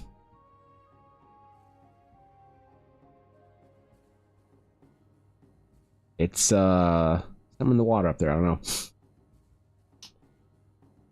Going to cook, I can buy people Taco Bell to come to think of it. Yeah, right, exactly. See, people look at major cons, or people at major cons to Whitney, like, what do you think those dice are worth 300? You're crazy. Yeah, and I mean, the thing is, Ella, at this point, Ella will sell every single set she makes in a year. And so if somebody is ever like, wow, the dice, blah, blah, blah, blah, blah, what's going on? Or they ask her for discounts, or like, if I buy 2 sets, can I get 30% off? Like it's always like, no. She got asked to do a big order of dice, and for an event that I don't know if I can talk about, but she is a really big contract, actually. She did a big for event. And they're like, we want a whole bunch of dice for you. And she's like, how much do you charge for them? And she was like, that's the price. Like, I can do a little bit, like a couple of bucks off per whatever, but like, they're handmade, dude. So like, it's not like I can just give you, like, put it in an order with my distributor for like 500 units and pass along the discount for you. I make this by hand. And so whenever somebody complains up to me or Ella when I'm working at a convention with her about her prices, which by the way doesn't happen very often, it's always just like, okay, man, see you later. Okay, bye. Good luck. See you later. Mm-hmm. He's a 50-year-old D&D player, shiny math, not click lack. Yeah, Keldon Raven gets it. Ella's prices are still low for the quality of them. Speaking as someone who's bought a fair number of custom dice sets. You're right, and I agree, Steve. Ella is probably going to increase her prices next year. She's increased some prices this year. Like her cherry blossoms, because they take her an astronomical amount of time comparatively, are going up in price again a little bit, fortunately or unfortunately, because like the stress and pressure of producing them, it's like it's a lot. Like Ella she hand makes her dice like the best dice makers out there hand make their dice. Every attention to quality is paid. Every detail is like nothing is overlooked. And so because of that, she spends hours upon hours upon hours on each dice set. And certain sets are like, okay, well, this is, it's like with me with these pieces. Like I originally was charging less for these portraits, and I had to keep charging more and more and more until I got to a point where I could, because I was putting more and more work into them. And I was like, okay, this started as a half-hour piece. Now it's an hour piece. Now they're 2-hour pieces. Now they're more like 4-hour pieces. And I probably need to increase the price again next time so I can do the work that I'm proud of, that I want to do. That's just the way it is with handmade stuff. There's no bulk discounts with handmade things. And a lot of people don't get that or whatever. And that's okay, you know. Not everybody has to be your customer when you're selling something like dice or making prints or whatever, and that's okay. I think that it's better not to compromise and to do the thing right, do it the way you want to do it, and people who appreciate that will appreciate that because no one does it. You know? So, not a pro artist, but just in my work, underpricing myself as a recurring demon to fight. I don't underprice myself, I don't think. I think my commissions are very expensive. The meme that I have with people whenever somebody asks me about my commissions, the meme is I always just say, you can't afford me. I said that to one of my artist friends last night. She was like, what's your commission price? What if I want to get something? I'm like, oh, you don't need to know, you can't afford me. But that also comes with the amount of DMs I get on TikTok, Instagram, and Discord and emails, and also weirdly shop messages from my Elven Art print store. I'm probably getting around, even though my commissions are closed, locked down, fuck you, I'm not doing anything for anybody, I probably get between 10 and 15 commission requests a week now. More than one a day. And so it's like, if ever somebody asks me for a thing and I quote them, like I said, they're like, hey, I want this. I'm like, bro, that's gonna take me this long. I charge you $300 for that. And they're like, oh God, fuck this shit. It's like, I just move on. Like, it's not a big deal. Because there are enough people that accept the price point. So I agree, a lot of artists underprice their work, but then again, the problem is a lot of people, whenever I always tell artists that whenever somebody tells you like, oh, boo-boo, you gotta increase your prices, baby, like you need to value yourself more, it feels great to say that. And at one point I got on a Discord call with a bunch of friends and they were assaulting me with that, like, no, double your price, this, now, blah, blah, blah, charge more, blah, blah, blah, blah. The thing is, like, what if rent is $1,000 and you sell 10 pieces for $100? Right? And you have everybody being like, no, King, you need to charge $200 for your commissions. And you're like, oh, okay. And you do, and you only get 2 commissions. Well, you charge more for them, you make double, but you only have $400 now. Like, is the person demanding you charge more? Are they going to cover the other $600 in rent? And it's like, okay, like, put your money where your mouth is. If you're like, hey man, you need to charge more. I saw someone do this, actually. I saw somebody say to somebody I know, they said, I want you to triple your price. This was for graphic design, not like art, and like triple your price for branding. And then the guy was like, are you crazy? Like, I can't do that, I'd lose all my clients. He's like, triple your fucking price. And the guy's like, but I need to like something like rent and food and whatever, blah, blah, blah. He said, but I need to, like, this was years ago. So he's like, but my rent's only what, like, he was like, he need like $2,000 a month to live. He's like, but I, you know, if I lose this and I don't make $2,000, then I'm like, what do? I can't eat. I can't pay my utilities, my car insurance, my whatever. Like, I need to hit this mark, bro. If one of my clients drops me, like, I'm fucked. And I saw the guy who was like kind of a mutual acquaintance. He was an old instructor. He's like, fuck it. Whatever you don't make, I'll cover it. I'll give you 3 months of coverage for you to figure this out. The guy's like, what? He's like, yeah, if you like triple your fucking price, and if you don't make whatever you don't make up, because he was a much more accomplished designer. Like, he had a furniture store and a bunch of other graphic designer shit. He was an instructor of mine at art school, so really well off guy. He drove his like Porsche SUV into town every day. We all thought he was so cool, and he was like, fuck it, like, I'll cover you, like fine. And so the guy was like, blah, blah, blah, blah. Turns out he didn't have to spend a penny. Because he tripled his price, and he had like 5 clients or whatever normally that he needed to make, because he was about $500, and he made 2 clients instead. So instead of making $500 for a client, instead of making $1,000 for 2 clients, he made $3,000 for 2 clients. And he was like, and the guy was like, see, he was so smug, it was annoying. He was like, see, right, I got you, see. So he didn't actually have to pay anything, but he would have. I know he would have been good for it. It's like, so when you get assaulted by somebody being like, boo boo, you must increase your prices, fuck you. And I don't mean in like Steve being motivating to Ella, being like, bro, you're worth a lot more, you should think about increasing your prices. That's great. What Steve's telling Ella is like the way you do it. But if you're an artist that's getting assaulted by that, like people wanting to feel good about themselves by like demanding you increase your prices, being like I'm gonna give you the tough love, I'm gonna say it how it is, you gotta value yourself more, man. It's like, unless you're willing to cover it, man. I would never demand. I can tell people like, hey man, you could probably market a little bit better and increase your prices and inch them up so to see if the market accepts it, whatever, all that kind of stuff.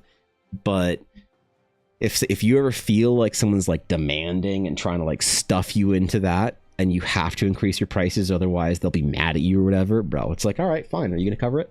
No? Okay, well then how about you let me work on my own goddamn prices? It's kind of funny though. If you got the cash to spare and you can support a friend like that, fine, like go for it. You yell at them, you demand they increase their prices and see what happens. It was actually pretty alpha, man. It was pretty rad. You just kind of like slapped band for band on the table. This was pretty cool. That guy though, that guy who did that, who was willing to front the other artist, he was one of the most valuable instructors I've ever had, because he was the only instructor that I've ever had at art school that literally put tracing paper on my work and fixed it. He's the only person that did that. You'd have instructors be like, oh, you need to fix this. Your rocks are bad. Your tree looks like a garden gnome. Your Gandalf looks like a Frodo. That is Frodo. Shut up. Right? Whatever. But that guy, he was the only one ever to like flip tracing paper down and be like, here, let me show you how to make rock formations. I have never struck like, dude, the rocks that I was drawing the other day, man, when I started doing this, like I people have complimented me on the way I do natural landscapes and hardscapes. And I couldn't do it until that guy taught me how to do it. It was so cool. So that was like a unicorn. So we asked him, so he was a millionaire, man. He made money. He had a designer furniture brand. He had a graphic design company. He had a production film company. He was successful as a graphic designer as you can be. And he still taught a course at art school. And my friend Chris asked him one day when they were asking him about his fucking Porsche. This is right when the Porsche SUV came out and they were like really new. And he was like, bro, like, why you drive this thing into town? You got your fucking like Versace and all this stuff. Like, why do you do this? And I remember this guy, he was so cool. He just kind of leaned back in his chair. He's like, who else is going to teach you? And you're like, what? He's like, yeah, who else is going to teach you if I don't? He's like, I don't like full-time teach, but he's like, I barely teach. I teach one course every other semester, one course a year. He's like, what? I can't be bothered to drive into town to teach, to do my part to the next generation once a year for a semester? Oh man, I have to drive in on Tuesdays. What a pain in the ass. He's like, come on, man. And we were like, I respected the shit out of that. That's why when my art director that I had approached me this year or last year, and she said, why aren't you teaching? You have a moral obligation to teach. I immediately thought of that guy. I immediately thought of him. I immediately thought of Tim. I was like, he did it. You're right. Yeah, 100%. Artists who learn from other artists have in my opinion, and in the opinion of others, and I don't judge anyone for not doing this, but I think artists have a moral obligation to teach and pass on the skills they learn. Because if an artist 150 years ago, if enough artists 150 years ago decided not to do that, I wouldn't be here. I wouldn't have the lineage, the line would be broken, and we wouldn't pass on our skills. And so if you learn, sure, are you going to make enough money? Like, bro, you're the best painter in the world. You can sell your prints for whatever. You can do all this stuff. You work at a game studio for $300,000 a year. Why would you teach a course at an art school? For what? A couple grand for the semester? You don't give a fuck about the money. I don't even know if they paid him. I don't even know if they paid him. I don't know if you even took a paycheck. So, and he was also coincidentally the guy that fronted the money, or was willing to front the money for an artist when he told them to raise their prices. So, yeah, really, there are good ones out there. There are examples. There are a couple. and coincidentally, he's also the artist instructor that was the most useful that I've ever had as an artist instructor, that was the most technical. So, funny how that works, right? All these like qualities and traits just like collect around like few people, but.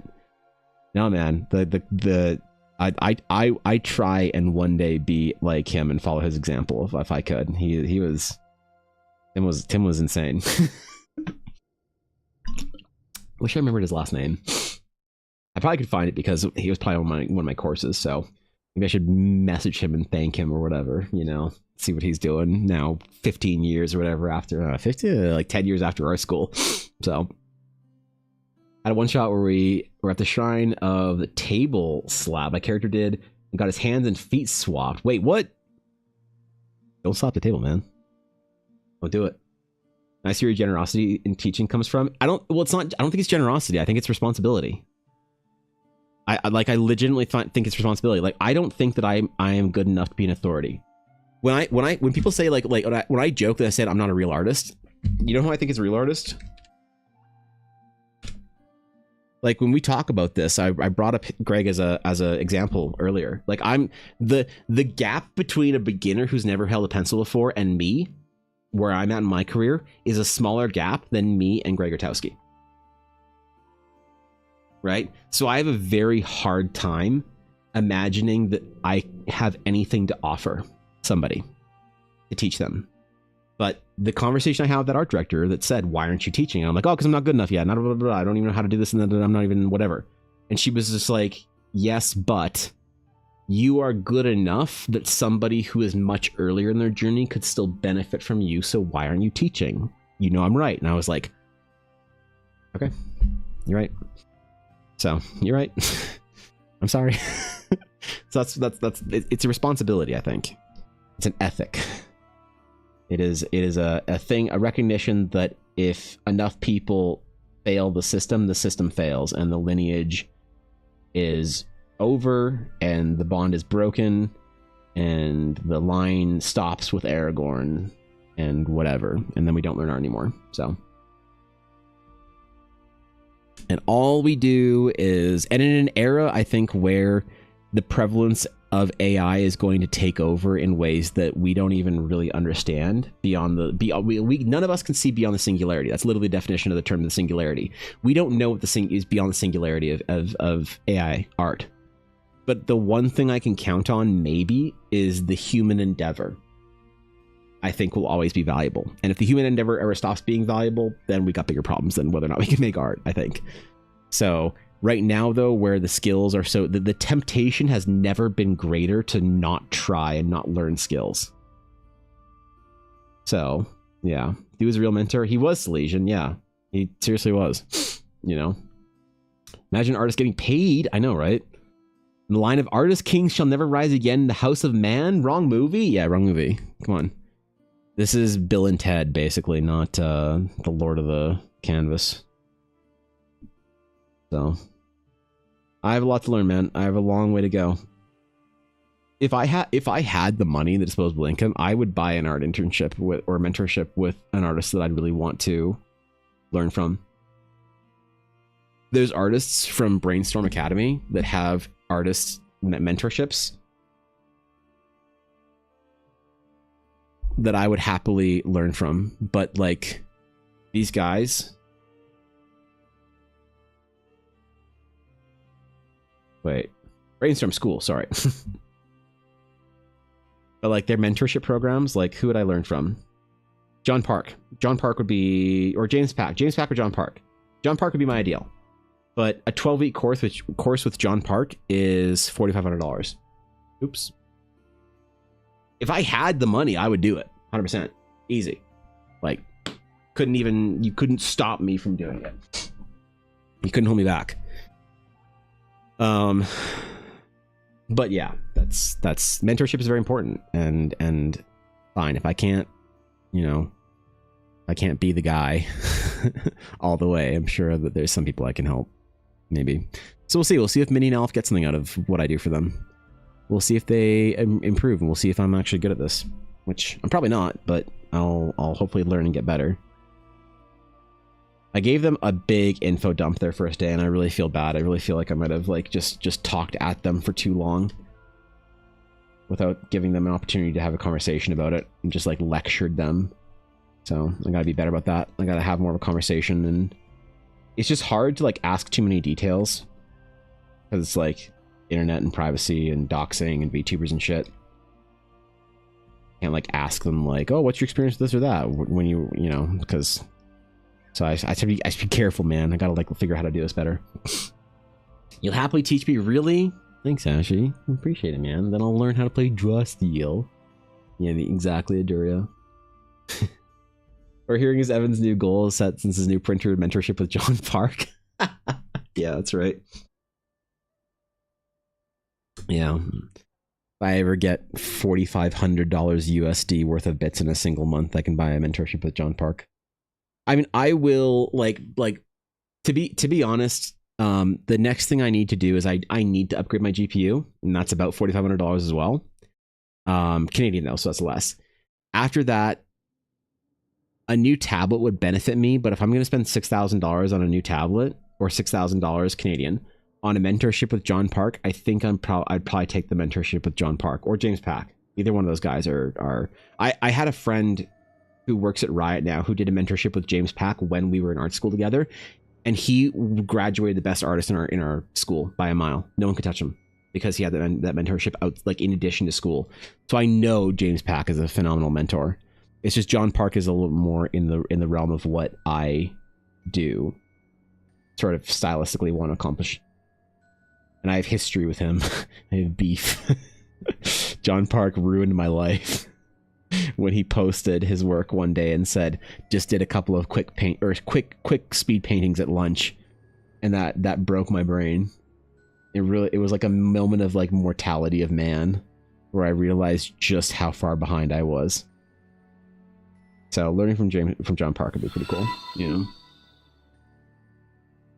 know. Yo, Koi Fish Prince, thank you for the follow. I appreciate it. Welcome in. I thought Koi, I thought you were initially. I was like, wait, is that my friend Koi? No, wait, what? I have a friend that goes by Koi. I was like, wait, hold on. Sorry, I seemed like stun locked when you followed me for a second there. That's it. I was like, wait, what? I appreciate it though. I'm playing Alf or Dark and Alf? No. Alf and Dark have done far too much in the past to support me regardless, so.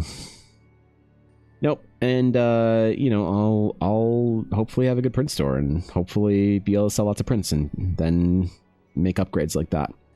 Upgrade the old GPU so I can stream better and not be limited in canvas size and stuff when I'm on stream and whatnot. So there's that too. That's important, you know.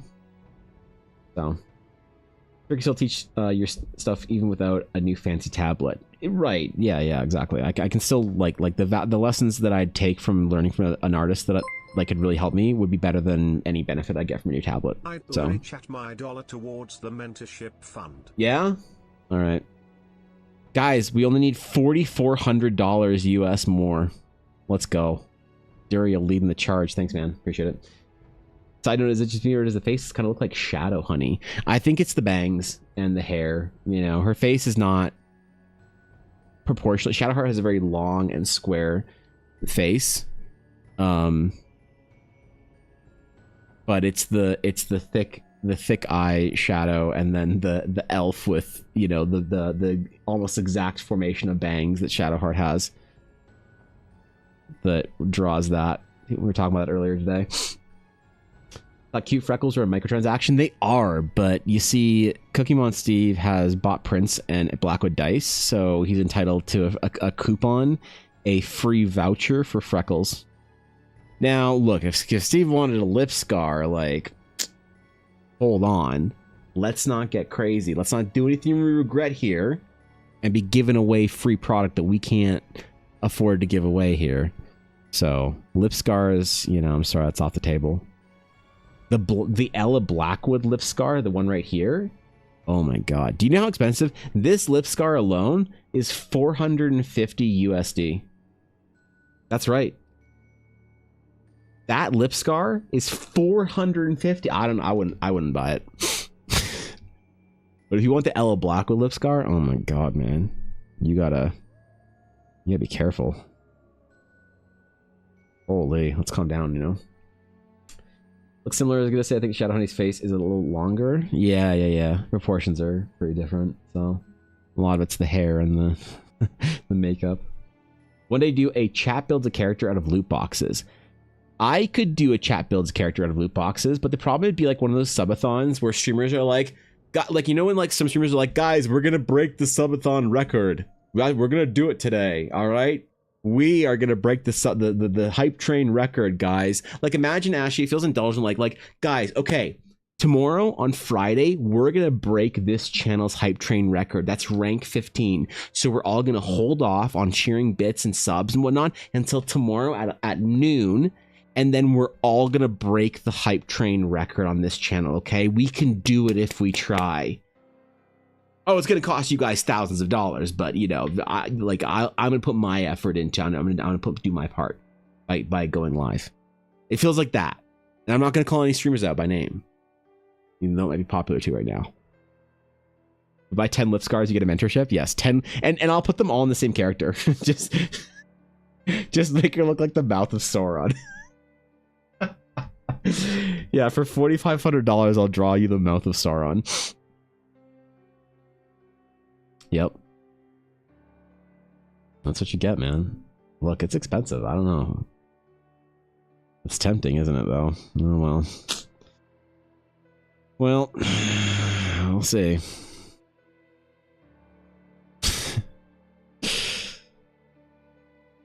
We'll see. That'd be very delicate, okay? I decided, we had a whole discussion with elves earlier. I decided on making my elves very fair, very Lord of the Ringsy. So, these might be the last elves I draw with more of a modern sensibility to their design. I'm going to go traditional as fuck with my elves going forward, so look out, watch out. It's going to be rad as hell. Hey, DM me about food again? Need some quick tips and tricks? Absolutely, man. Yeah, anytime, bro. I will probably actually be attentive to my DMs on Sunday, so if you send me a message before then, I will absolutely most likely be able to hit you up this weekend. So for sure, man, I got lots of stuff. I've learned the hacks from me losing weight over the past 2 years has never been a challenge of me getting to the gym. It's been a challenge of me fixing my eating habits. So there's lots of stuff that I can help with. Especially some of the challenges of me having like dietary issues where I can't eat food that tastes good right now has made it a challenge. It's made cutting a big challenge, but I got you, man. You let me know. Is that now? All right, sick. Sick. Tonight, we are going to break the record for the most characters TPK'd once we prep for Draw Steal. Oh my god. Yeah, guys, tonight's our last session for a little while. Because I'm about to enter Giga work mode, like Ultra Hermit, Super Instinct, Uma Musume, Air Groove, fucking Speed Boost, whatever move. I'm about to enter a rare formation of Evan Blur art that few people have seen, that fewer people remember from early days of EBA, and so we're gonna put our D&D game on hold for a while I go conquer the world. And what a great, you know what? Ashley's been a great friend about this. I don't have very many friends, all right? Ashley's been a phenomenal friend about being encouraging. When I say that I can't play D&D and whatever, I can't hang out, I can't do this and that, you know how many people say shit like, oh man, what, you're too good for us, you can't make time, blah, blah, blah. Ashley's like, no, go conquer the world. Conquer the world and bring back riches and stories, and we'll cheer upon your arrival home. And I'm like, that's all I want. That's all I want from people. So, appreciate Ashley for that. Ulner told me to get bent because I'm not going to be playing D&D. Ulner said that she's no longer going to be drinking cheap coffee, McDonald's coffee, while chain smoking and playing Diablo 2 at night with me anymore. She refuses to do it because I'm not playing D&D. So, what are you going to do, though, right? What are you going to do? Complain? That's exactly what I'm going to do. You heard me.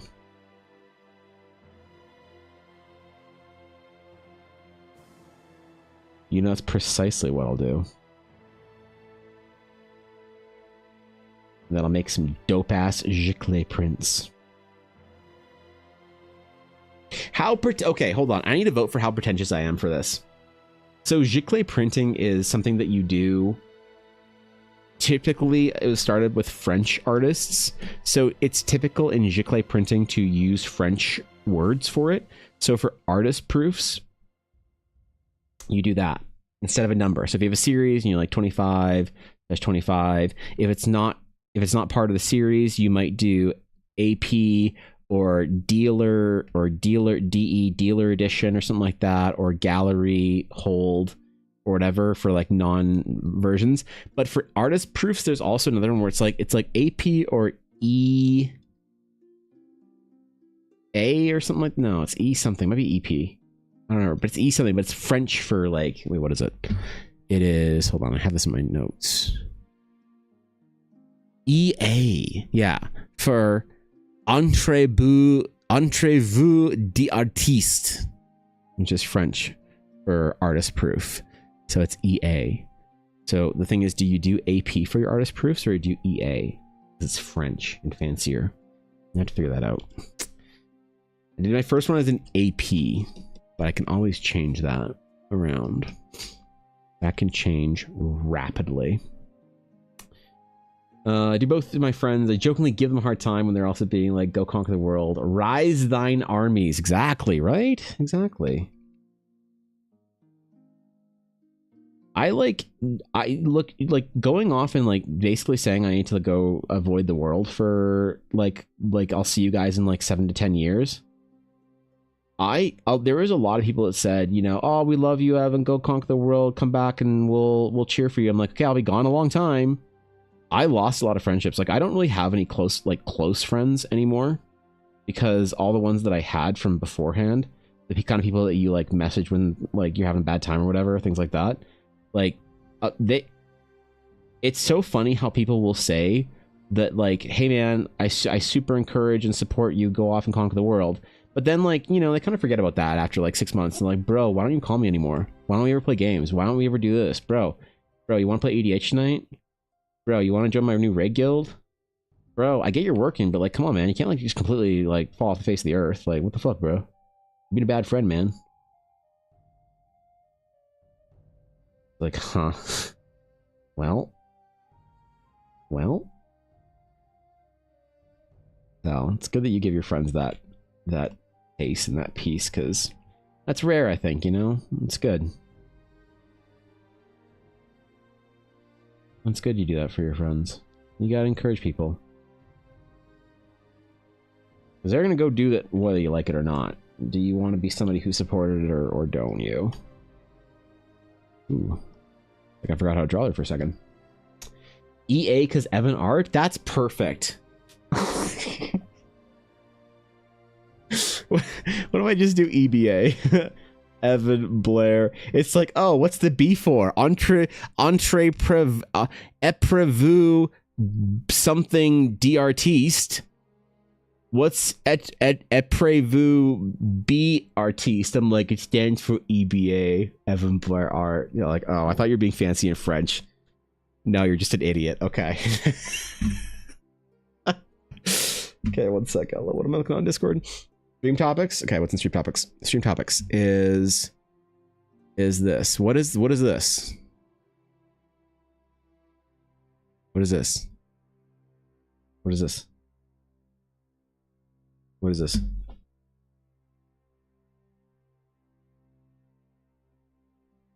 Lady Blackwood.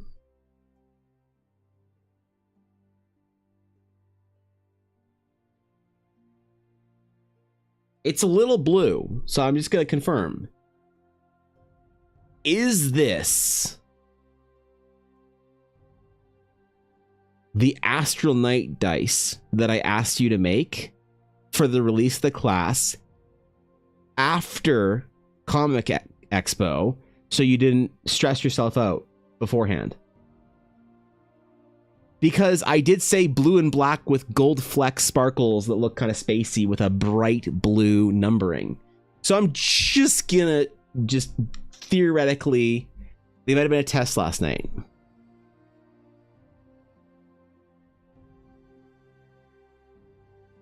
Because you're making these for me, and I'm very grateful, and they look amazing. They're perfect.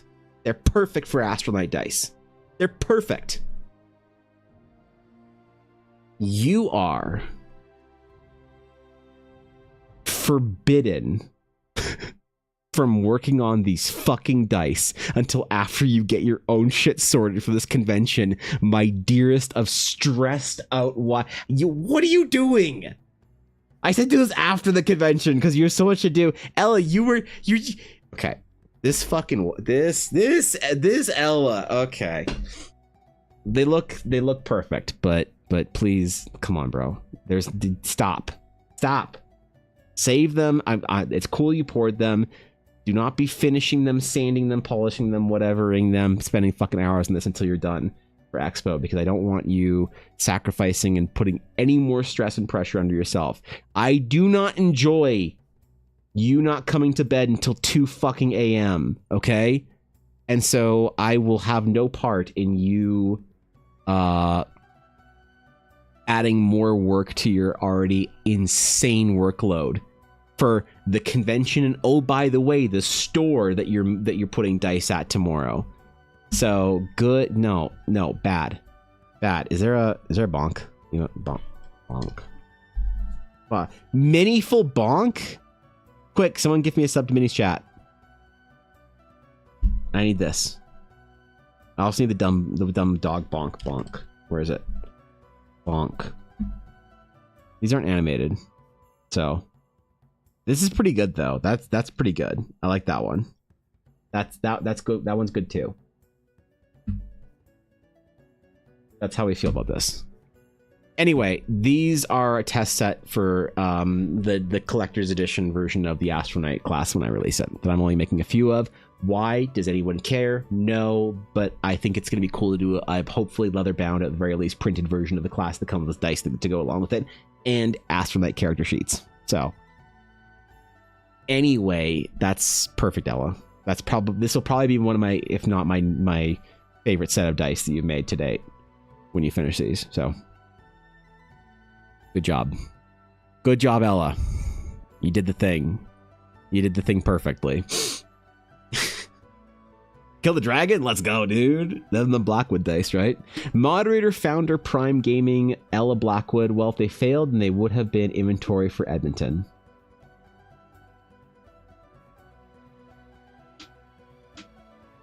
Can someone ban Ella from chat, please? Sure, post the other test. Let's see it.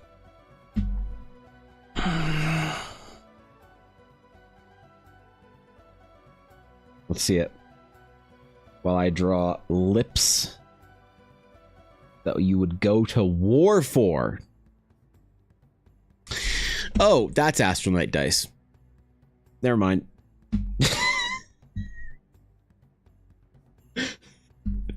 Wait, that's Astronite dice. Hold up. Wait, I don't know which one's better. This is more in line with the colors of Astronites, though. And the darkness. Ooh, shit, guys. Oh, fuck. What do we pick? These are both great. Oh, shit, man. Because they'll be bright blue like the... Ella, I just had the dumbest idea I ever had.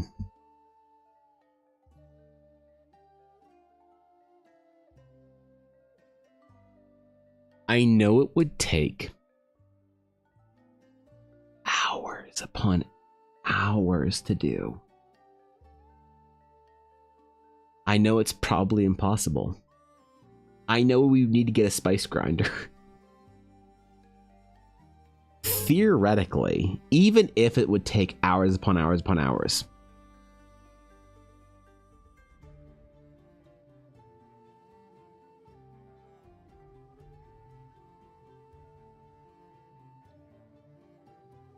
Could you make the numbers geode style glitter? Again, each number painstakingly painted and having glitter placed in it. Hours of time. And then cast around it. A blank cast around the die. Not that I think that's a good idea, by the way. But you see how much the geode shimmers right here, that blue geode shimmers, and to get that kind of a shimmer in the numbers would be unbelievable. Those would be $600 dice though. So never mind. That's a bad idea. Those would be your magnum opus. Oh, that's not a good idea, but it's an idea. He's cooking. What? So yes, the glitter's too large, so you'd have to shred it. That's why I said spice grinder.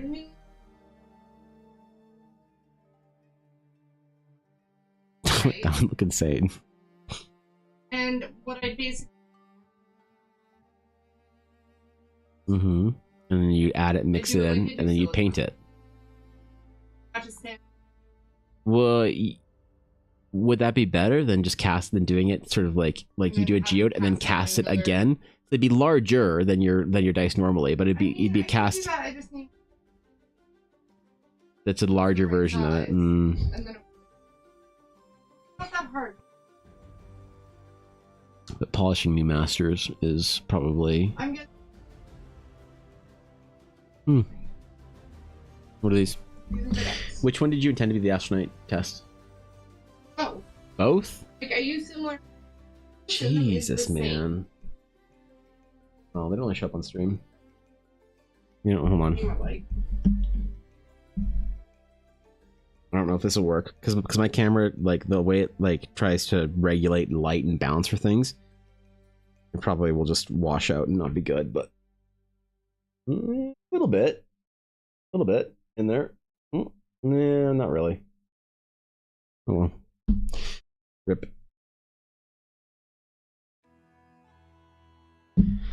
Oh, fuck, man. So the darker one is more in line with what the Astral Knights are, but the blue one is the lighter one is, yeah, it's just better.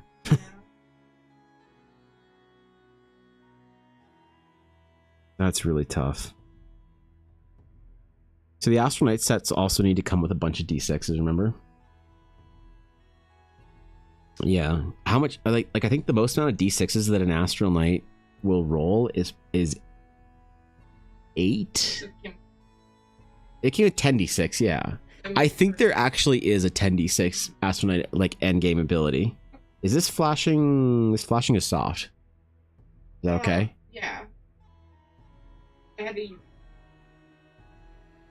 There was a hole. Don't worry about it. Nice. Give that a squish real quick.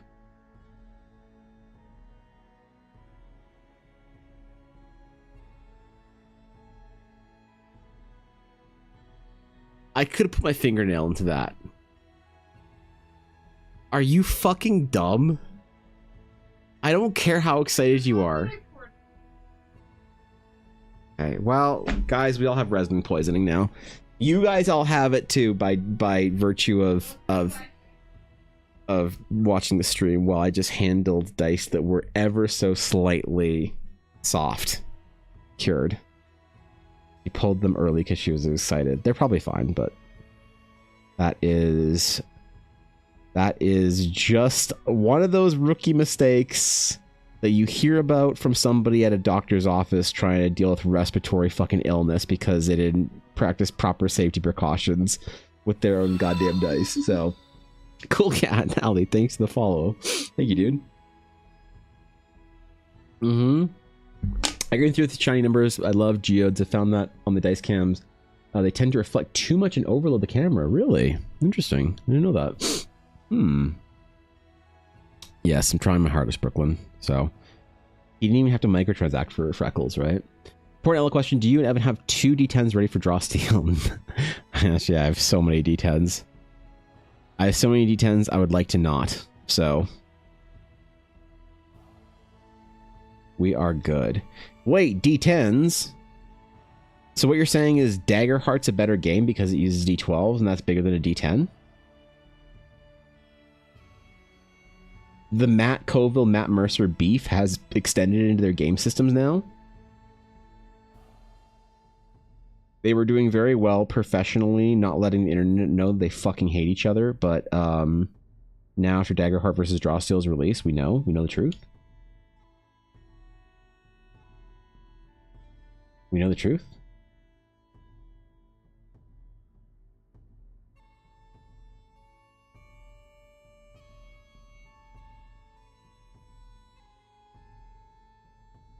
All right. Appreciate that. And Mercer is obviously overcompensating. Oh my god. Oh my god, no. You want the dice smear edition? No, stop. No.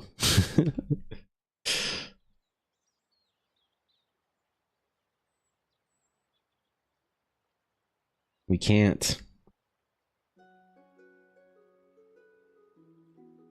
Maybe we can. Jousty was obviously the better game, so Mercer had to find a way to overcompensate. That's how it happened. Matt Mercer couldn't handle. I mean, clearly even Critical Role doesn't like Daggerheart, right? After all, they're not even using it for Campaign 4. So I'm kidding. Jeez, man. Okay, dude. I was about to get lit the fuck up on Reddit. Oh my god. Calm down, Reddit. Calm down, critters. It's a joke. Holy shit. I almost got absolutely deleted.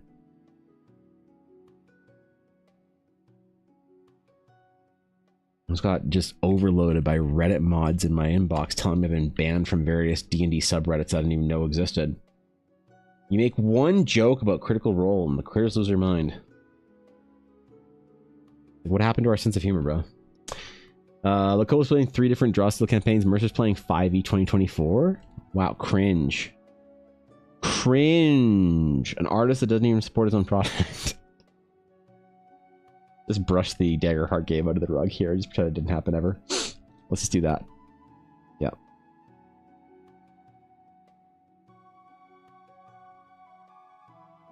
Yep. That's the plan.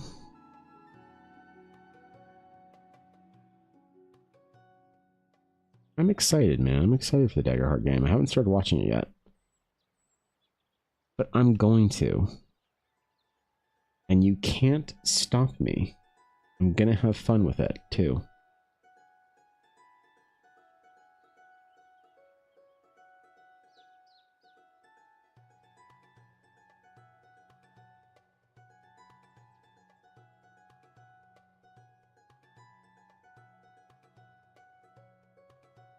There we go. Glitter numbers, I think I prefer the brighter blue a bit. I do too as a set of dice, Legion, but as an Astral Knight set of dice, the darker set makes more sense, but that's not necessarily a good... I can taste resin in my mouth. Anyway.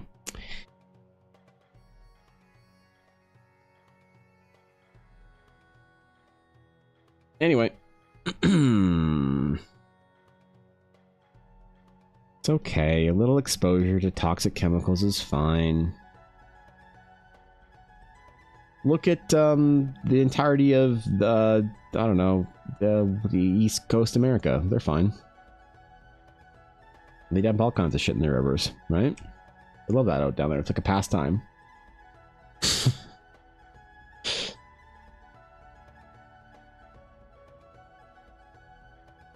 And keeping up with the RPG drama, what's the Daggerheart and Drawsteel? Daggerheart and Drawsteel, Blue. They are 2 campaign systems, 2 game systems, TTRPG, tactical tabletop role-playing games. Daggerheart, a game system made by Darrington Press, a company of publishing and whatnot, owned by Critical Role. CEO'd and helmed by Travis Willingham. That is Critical Role's game. A brand new RPG. It's not like D&D at all. Has a completely different combat system, narrative, whatever. It's not D20 based. It's based off of 2D12s. It's very cool. Drawsteel is a game made by Matt Colville and his company MCDM. And it is dope. And Ash and I really like it. I'm going to play it. That's cool. And it treats classes differently. So. There you go. Sure, I shall describe better. It exposed too much resin in my life, but I'm still taking over. You know, that's... What do you mean to be exposed to too much resin? What amounts of uncured resin are you being exposed to? that I don't know about. This is not okay, dude. This is not good. We need to fix this, all right?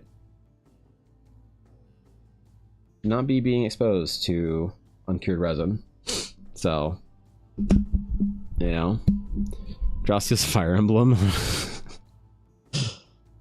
Draw steals something. Draw steals something. I really want to play, so I have to figure out how to find time for running my game and playing Draw Steel when I return to life. Because I got to start my game pretty quick here and continue my world building. I got to fire up that West Marches game. And get Eldara-ing. So I'll admit, since I haven't played or ran a D&D campaign like long term since last November. And if I let a full year go by as Evan Blair Art, D&D extraordinaire, that I haven't run D&D regularly, I actually lose my ID card for the DMs Association of the internet. They won't let me say that I like D&D anymore if I do that, so I have to be careful. You have to run this many games per quarter. The grace period of a 8-month grace period, which mine is failing. West Marches, yeah. So West Marches is gonna be my solution because I Blue am having a very difficult time finding players. A lot of my friends that like the style of D&D game that I run, that I would play with, are not playing D&D anymore because they're just too busy or whatever. You know, the 2020 fad faded. So there's lots of people that are willing to play D&D with me that have offered very helpfully, which is very nice. But a lot of people, I don't think they would like my style of D&D. My style is also world focused and Eldara focused, so you have to really have a love for the project. And so a lot of like homebrew shit, like you want to play like a garden gnome or whatever, that just doesn't fit into the world, and I can't have people playing non-Eldara things in the Eldara game, the Eldara dev game. So finding people who are willing to sort of play within the Eldara framework is really difficult. And I think that the best thing I can do is to create a West Marches game whereby I can have, like, I can invite friends or people that I know will like kind of want to play the Eldara style of game, and invite them for like small little quests. So you have like a 3 or 4 or 6 week quest, and then they can come and join in. And the one person who will be there basically all the time is Ella, because she's the only person that can guarantee, you know, always have the time and the desire. Like Ella never wants to like play anything that's not lore friendly.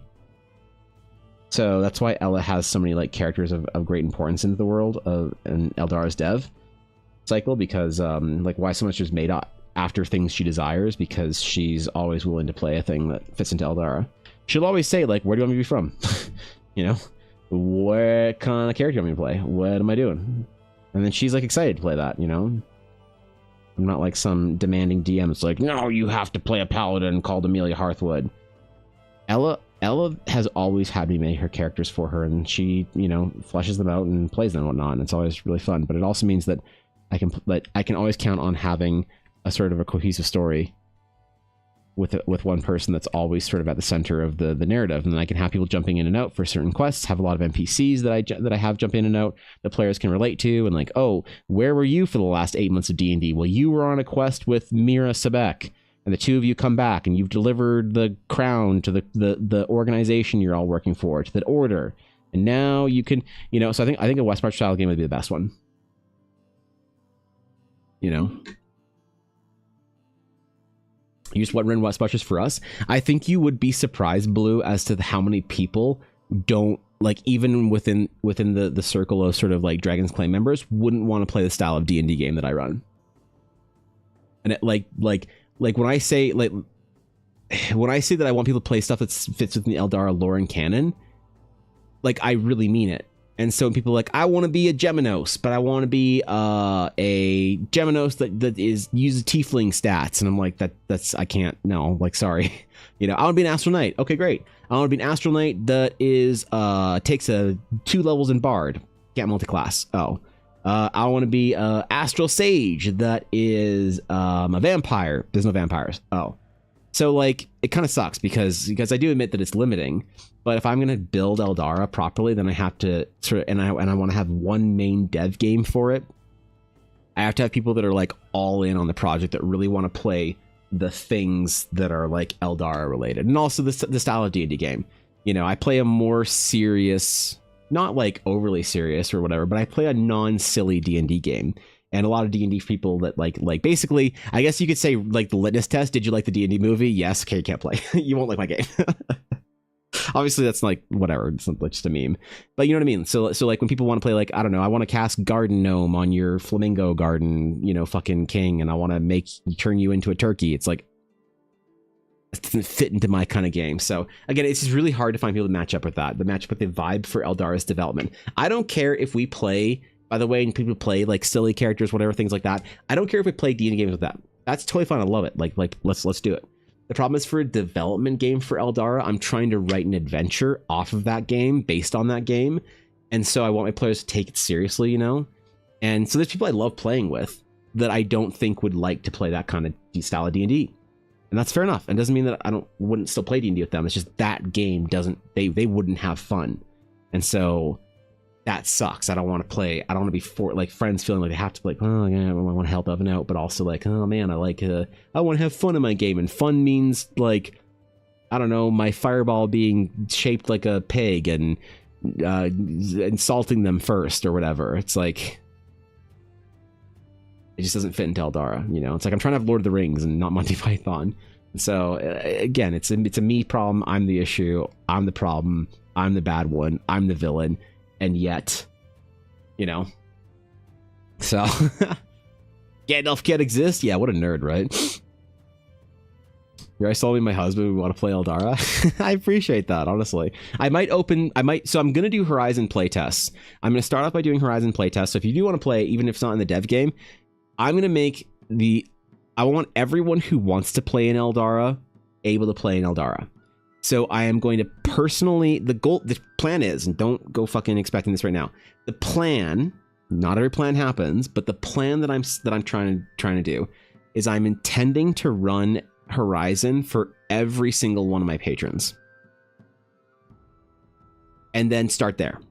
And then after they're all taken care of, I'm going to run into Discord and I'm going to do the Twitch subs. And if there's too many people that sign up and I just can't, I'm like, oh my God, I'm going to run 13 games over like a year. It's going to be the worst thing ever. Then what I'll do is I will run D&D, the Horizon, for DMs that are willing to run it in our Discord. So I'll run it for, you know, for Izelia and Kat and Aduria and Thorkin and Silesian, and they all agree to run a game for Horizon over the next couple months so that they can each run the game for 6 people. So now by running it for one group, so that's what I want to do. I would like to run it personally for everybody that wants to and has supported the development stuff, but I just don't know if that's realistic because it's still a 4-week adventure. And that's like 4 weeks times how many people, if I can fit between 6 and 8 people in a game. I don't know. So if you do want to play though, Blue, there will be an opportunity for you to play in Eldara. Like that's important to me, is to make sure that everyone like you who are enthusiastic about this, that you get your chance to play in Eldara. Whether it's run personally by me, I'd like it to be personally by me, or if it's run by somebody who's like a guild DM who is willing to run it properly or whatever. So it's more of a lore project than a roleplay party. So yes and no, Vixen. As far as the modern terminology, then yes, you're right. Absolutely, it is more of a lore project than a roleplay party. Not quite in the traditional sense. So the idea is, so like Vixen, here's an Astral Knight. An Astral Knight is this like sort of badass, like proper, like stoic, you know, elite fighter of this order. Astral Knights are serious, and they are all what's her name? Alicia. Astral Knights are serious, and they're no nonsense, and they're badass, and they're whatever, and they're part of this elite order and all this kind of stuff. Do you want to play that role in a traditional role-playing game? Sure. Then you're probably not trying to seduce the dragon. And so if role play for you means I want to just theatrically design the world for myself, critical role style, that's not the kind of game I run. You're not going to have fun. You're not going to have fun. I don't want you in my game. You don't want to be in my game.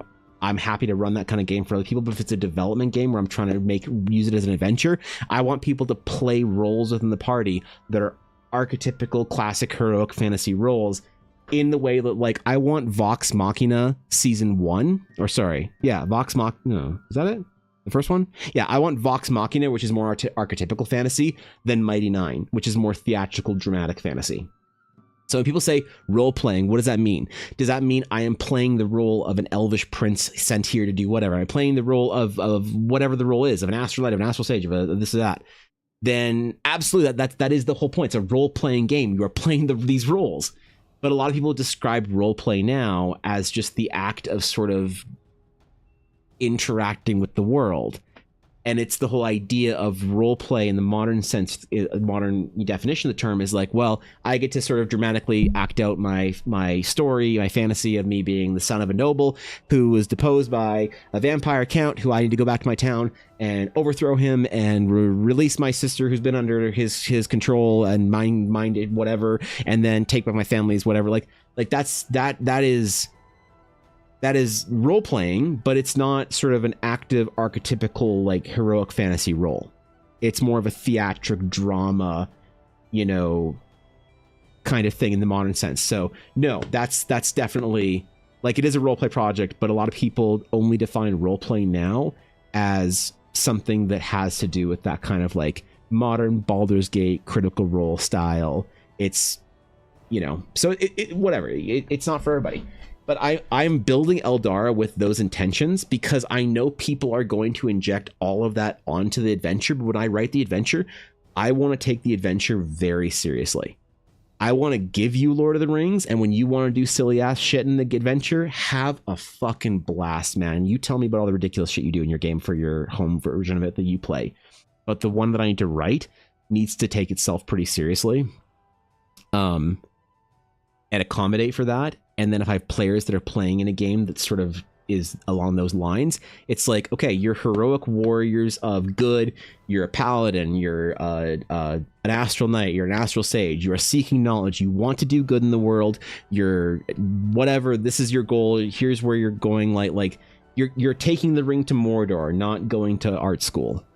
And that, for some people, it sounds really constraining, but that's, I think, just a misunderstanding of the way that the kind of, I think, different ways of D&D can be played. So yeah, that's why like it would surprise you how many people just don't want to play D&D like that. They want to play the hilarious long page backstory. I want to write 50 pages about my vampire count, upbringing, and then I want to dramatically have my heroic moment where I thrust upon the world my family's lineage once more into the light and expose the corrupt nobility of Baldur's Gate and save Astarion and whatever.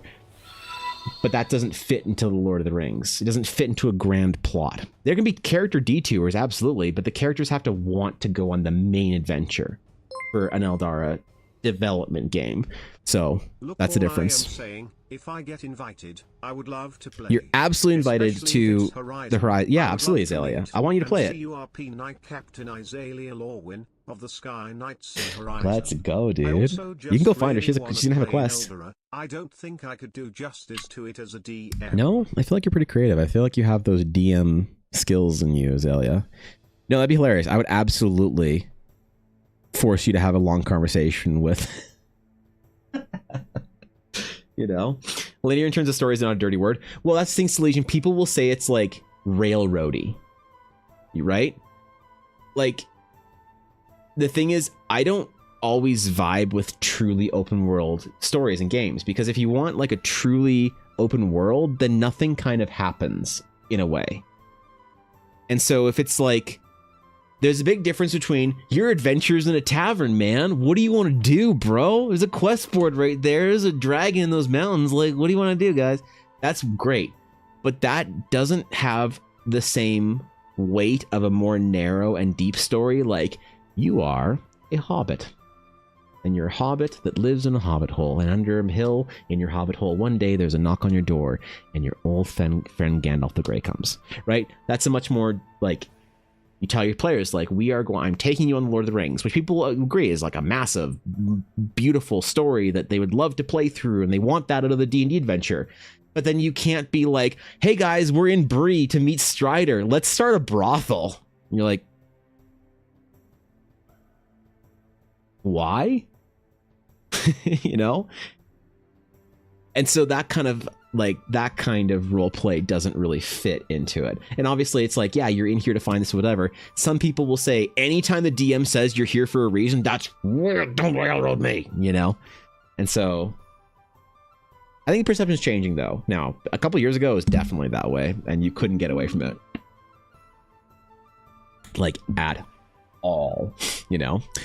Playing a vampire game might be, but we're talking something that doesn't make sense to me. Doesn't mean that you can't have a sense of humor. It means that you can't play a character in lore that's presented, and one throwaway line doesn't break that, but playing a main thing straight is my preferred approach. Sure, like, you know, I think The Lord of the Rings was funny and charming.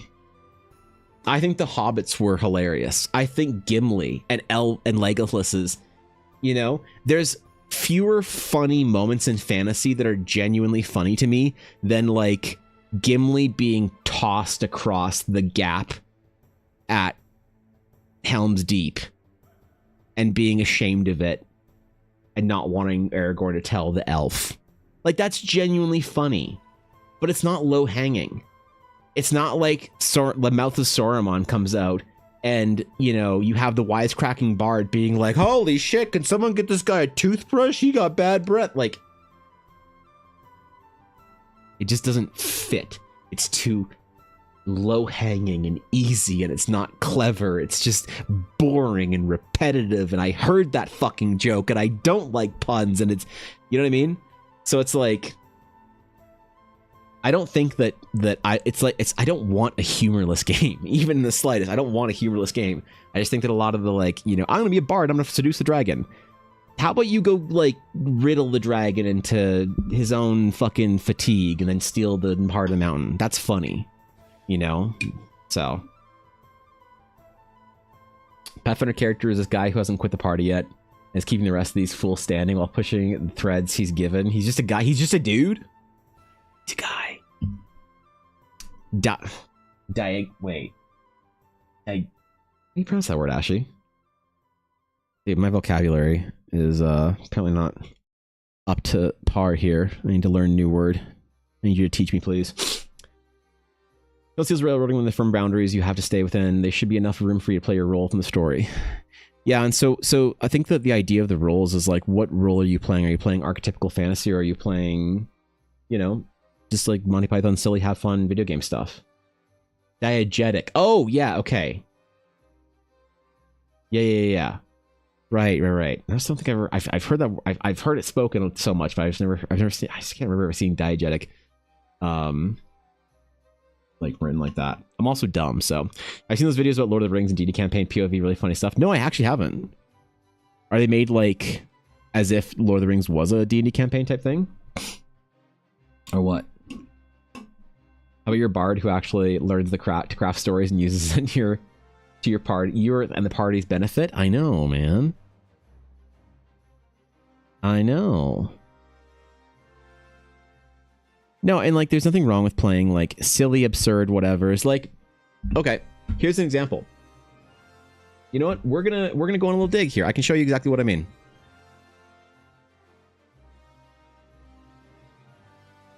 We're gonna go to my TikTok. We're gonna go to my videos, my profile. And we're gonna go to this video. Nope.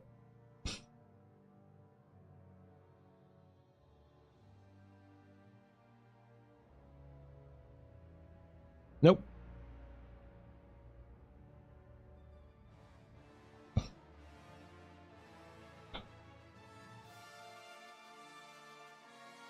Sure. So I see a lot of D&D characters, right? People will give me, and I love this. People will tell me about their D&D characters, right?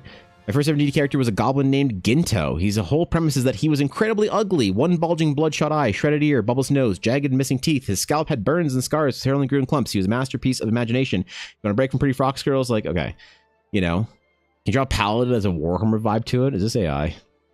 Or this, or this? Oh, that's funny. Hold on. I'm gonna respond to this guy. Just say absolutely. I'll do it later. Or, you know, people, they have characters that are like, my character's a Centaur Paladin, Lady Violet Nighthoof. And originally I tried making her a human hybrid, horse ears on paper. Like, I hear a lot about D&D characters. There's one video I had where people just dumped ideas. Maybe it was on Instagram.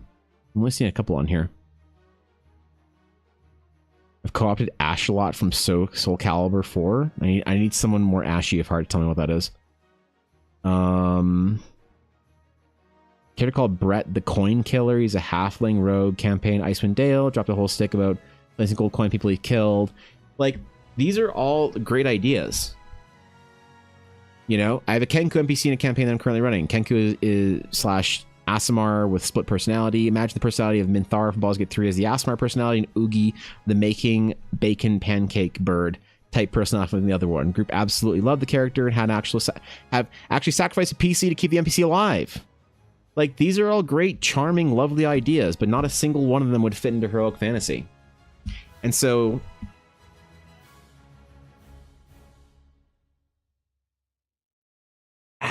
it's like, that's why very, very rarely do I see someone who's like, says, oh, I'm playing Galvus Flameright.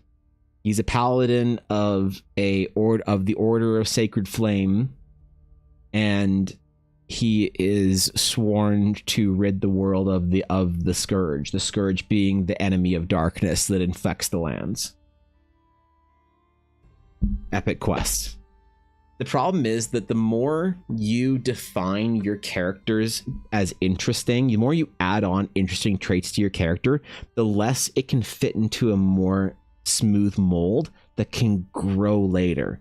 Like, tell me if this is a hot take you guys all disagree with, and I'm willing to be told that I'm wrong here.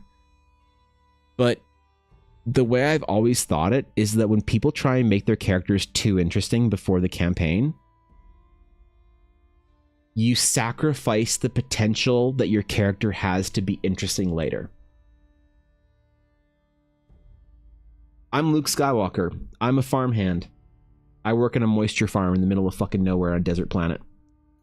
I'm Bilbo Baggins. I'm a hobbit that eats and sits in his house all alone and writes and dreams of adventure. I am what? I'm Aragorn. I was a ranger. I have a noble birthright, whatever, but I'm a ranger and I'm willing to go. The wizard told me that I should go to this thing. I don't know. I'm Boromir. I'm the captain of Gondor. I lead our armies to defend our cities. You know, I'm Harry Potter. I'm a kid that lives under a fucking bookcase. You know, like when it's like you almost need to like resist the urge. Like, people fucking love writing their character backstory ahead of the game, and it's awesome and it's great and it's fun to do that, right? Because he's writing all this cool stuff and he's got 3 noses and he's cool and he rides a vampire stallion and it's really fun to do that. I'm not shitting on that even the slightest. I'm mocking it a little bit because we're having fun and I'm being whatever about it, but obviously I don't have a problem with that. I think it's awesome. I love hearing stories of that on TikTok. I ask people about it. I like all those videos, but the problem is when it fits into an epic campaign, all I want to do is maybe float the idea that maybe the story of D&D is what makes your character interesting. Like, a good D&D campaign is the story of your character becoming interesting. It is not the story of an interesting character doing interesting things. And so this is why by far Ella Blackwood is the best D&D player I've ever played. Because you'll ask her, what are you doing? What's your character? Well, I'm a paladin and I was just knighted and I have to go find something to do to like prove myself as a member of my order. Great. How about taking the ring to Isengard and the hobbits to Mordor? Oh shit, we got that one wrong. Ah, damn it. Can we DM them and get them the other way? Ah, damn it. It's already on its way on my Uber app. Shit. You know? And then the story of taking the ring to Mordor is the reason your character's fucking cool. It's not like Harry Potter is cool because of all this shit that little bastard did from the age of 10 to 18 or whatever. And so when you find a character idea that you want to make an interesting character for, don't make, in my opinion, and this is a generalized opinion, but don't make your character as cool as Harry Potter was after the books, at the end of the books. And he's got a spider friend, whatever, he's friends with the giant, he's got this, he got the Elder Wand, make your character the blank canvas that a great D&D campaign, that the DM, your other party members, and you as the player can paint this amazing portrait of a heroic character and story. And so the more that you want, the more you put on it now at the beginning, the less room there is to paint as you're going. And a lot of people disagree with this, and I totally respect them and love them for it. And that's totally fine. And that's a definite, genuine way to play D&D. We are all interesting, super cool, unique people that are doing super cool, unique things. And that's great. The problem is with the adventure that I'm running is, I think, personally for me, the most meaningful stories that I think that we have in our genre, fantasy, science fiction, all this kind of stuff that we like, the most interesting stories in fiction in a lot of ways, are typically of somebody becoming great. And in that greatness comes all the mystery and intrigue and whatever that you want in your character. You just gotta have patience. You just gotta not just resist the urge to just write this super interesting character right now, and write a blank check to yourself so that the next 10 months of D&D can be fucking incredible. But that requires you to have some discipline at the beginning and not to write that super interesting character. That's tough, and I get it. And I'm not saying you do anything wrong. I'm just presenting an alternative that I think is a great way of doing it. So, you see the Enemy of Darkness, Evil Paladin? Yeah, he gets it. Yeah. Played Teddy Bear Gunslinger in the high-level one-shot. He was fun, played most of the stereotypes of Western and Teddy Bear. The whole session tended to be a light throwaway, time and place for everything. Exactly. One-shots are better, in my opinion, because if it's like, oh, it's a one-shot, I'm a farmer boy, oh, I'm the town's blacksmith, what are we doing? That could be cool. It's like some kind of Goonies adventure. You go on down to the crypt and a bunch of nobodies go become town heroes. That has charm to it. But maybe you want to be a little bit more interesting when a one-shot rolls in a town, you know? Entire art piece is because my character having minimal backstory, so the whole thing is something that came up organically as smaller subplots to the real campaign. His history completely surprised a player who had no idea about it. I like that. Zero to hero, not hero to superhero. Sure, yeah. And by the way, hero to superhero, let me word it like this. It's a great way of saying it. Hero to superhero games are so good, and that's why I like hearing about it. But I think that it's almost like taboo to play the zero to hero. And I think that there's room for both at the table. But I think the modern D&D play, like old D&D players, it was always zero to hero. And new D&D players, it's always hero to superhero. And it's like, you look at the old school and the new school and you're like, maybe you guys should try the other game once in a while and have some fun, you know? So I asked my players, we play Vampire the Masquerade, basic backstories, regular Joe and Jane, schmoes. You're not epic heroes and villains yet. I love that. But the thing is, though, you know what, honestly, is you have to trust your DM and your party members and you to tell a story worthy of your canvas being, like, you have to trust, like, you have to be like, man,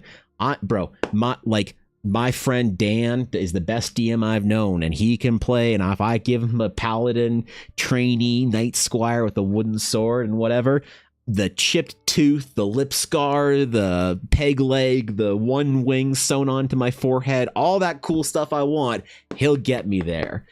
But if you don't have confidence that that's going to be a thing, then you have this whole, you need to have more context in your backstory. And I think that takes away because it removes some of the drama as you're going, you know? I was going to do a game with a simple character concept NPC, interesting enough that my MC would keep around long enough to have some memorable dialogue. That's interesting, actually. That's a good way of thinking about it. In JRPGs, I've always had that one guy at the beginning who scales super hard for a few levels and then falls off even harder. That old guy at the end of his adventure, you're the blank slate newbie. I think so. I think that's a great way of doing it. But again, it is not. It is the minority, and I understand that. And so I never want to make it seem like, even though I'm encouraging and like sort of preaching this method of playing D&D and that it's really great, obviously I'm never going to qualify it by saying it's the best, because I think it doesn't matter, you know? I had a bad habit of making characters who are far more serious than my peers. I want their paths to be interesting, but set up for a lot of growth isn't the end of their story. Sure. Yeah, I mean, it's supposed to be the entry point into them being interesting, not the not the end state goal or whatever. So the old way can be surprisingly good, and character growth comes from all things that are unavoidable and expected things along the course of a campaign. And yeah, right. Like I said, Ella Blackwood is the best D&D player I've ever met, and the most insightful thing she ever said was a throwaway line she said to another person who said, "Oh, are you just a paladin? Like what's cool about you?" And she said, I think she might have said Evans Games. I think she might have said D&D or Evans Games, one of the two. But basically she said D&D, like not verbatim, D&D is the story of how my character becomes cool. And I was like,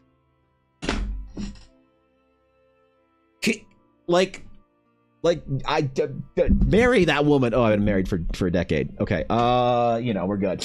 Yeah. My taxi monk was left at the gates of the monastery in a box by siblings, Box of Kittens original story. And sure, and that's great. That's awesome. Right? You trained in the monastery, you're a monk. Why are you adventuring? Is it to get vengeance upon a vampire count that destroyed your what? No, it's because, I don't know, like, go prove yourself as a monk. Go. The call to adventure. I'll bring a wizard in that'll tell you he needs a burglar or some shit, you know? I don't know. All right, I got some D&D prep work to do, and I got to help Ella with some labels and stuff, because I remember I said if I ended a stream before the 5-hour mark today, that it'd be because I didn't finish all my work for Ella. That is absolutely what happened. I prepped, and I did everything I could, and I labeled and stickered and whatever for hours last night, but I also fought my fucking printer. Okay, Mortal Kombat, I had like a trident and javelins and shit, like some old claymation fucking fantasy thing from the 60s or whatever. It was abominable, but regardless, I gotta go help her for that before we play Dungeons and Dragons, our last game, where we are definitely gonna get TPK'd so that Ashley can play Draw Steel. So, yeah.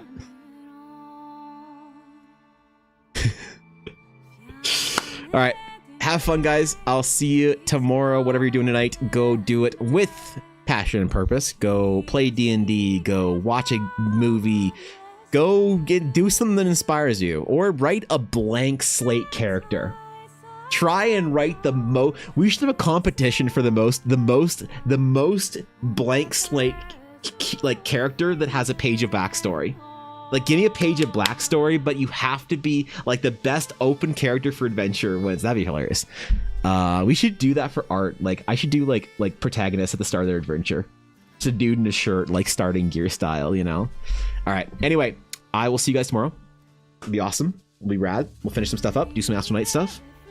It'll be cool. Thank you for hearing me out and chilling with me while I whined. Kind of what I did about my prince. I don't know, man. Till next time, my friends. Farewell.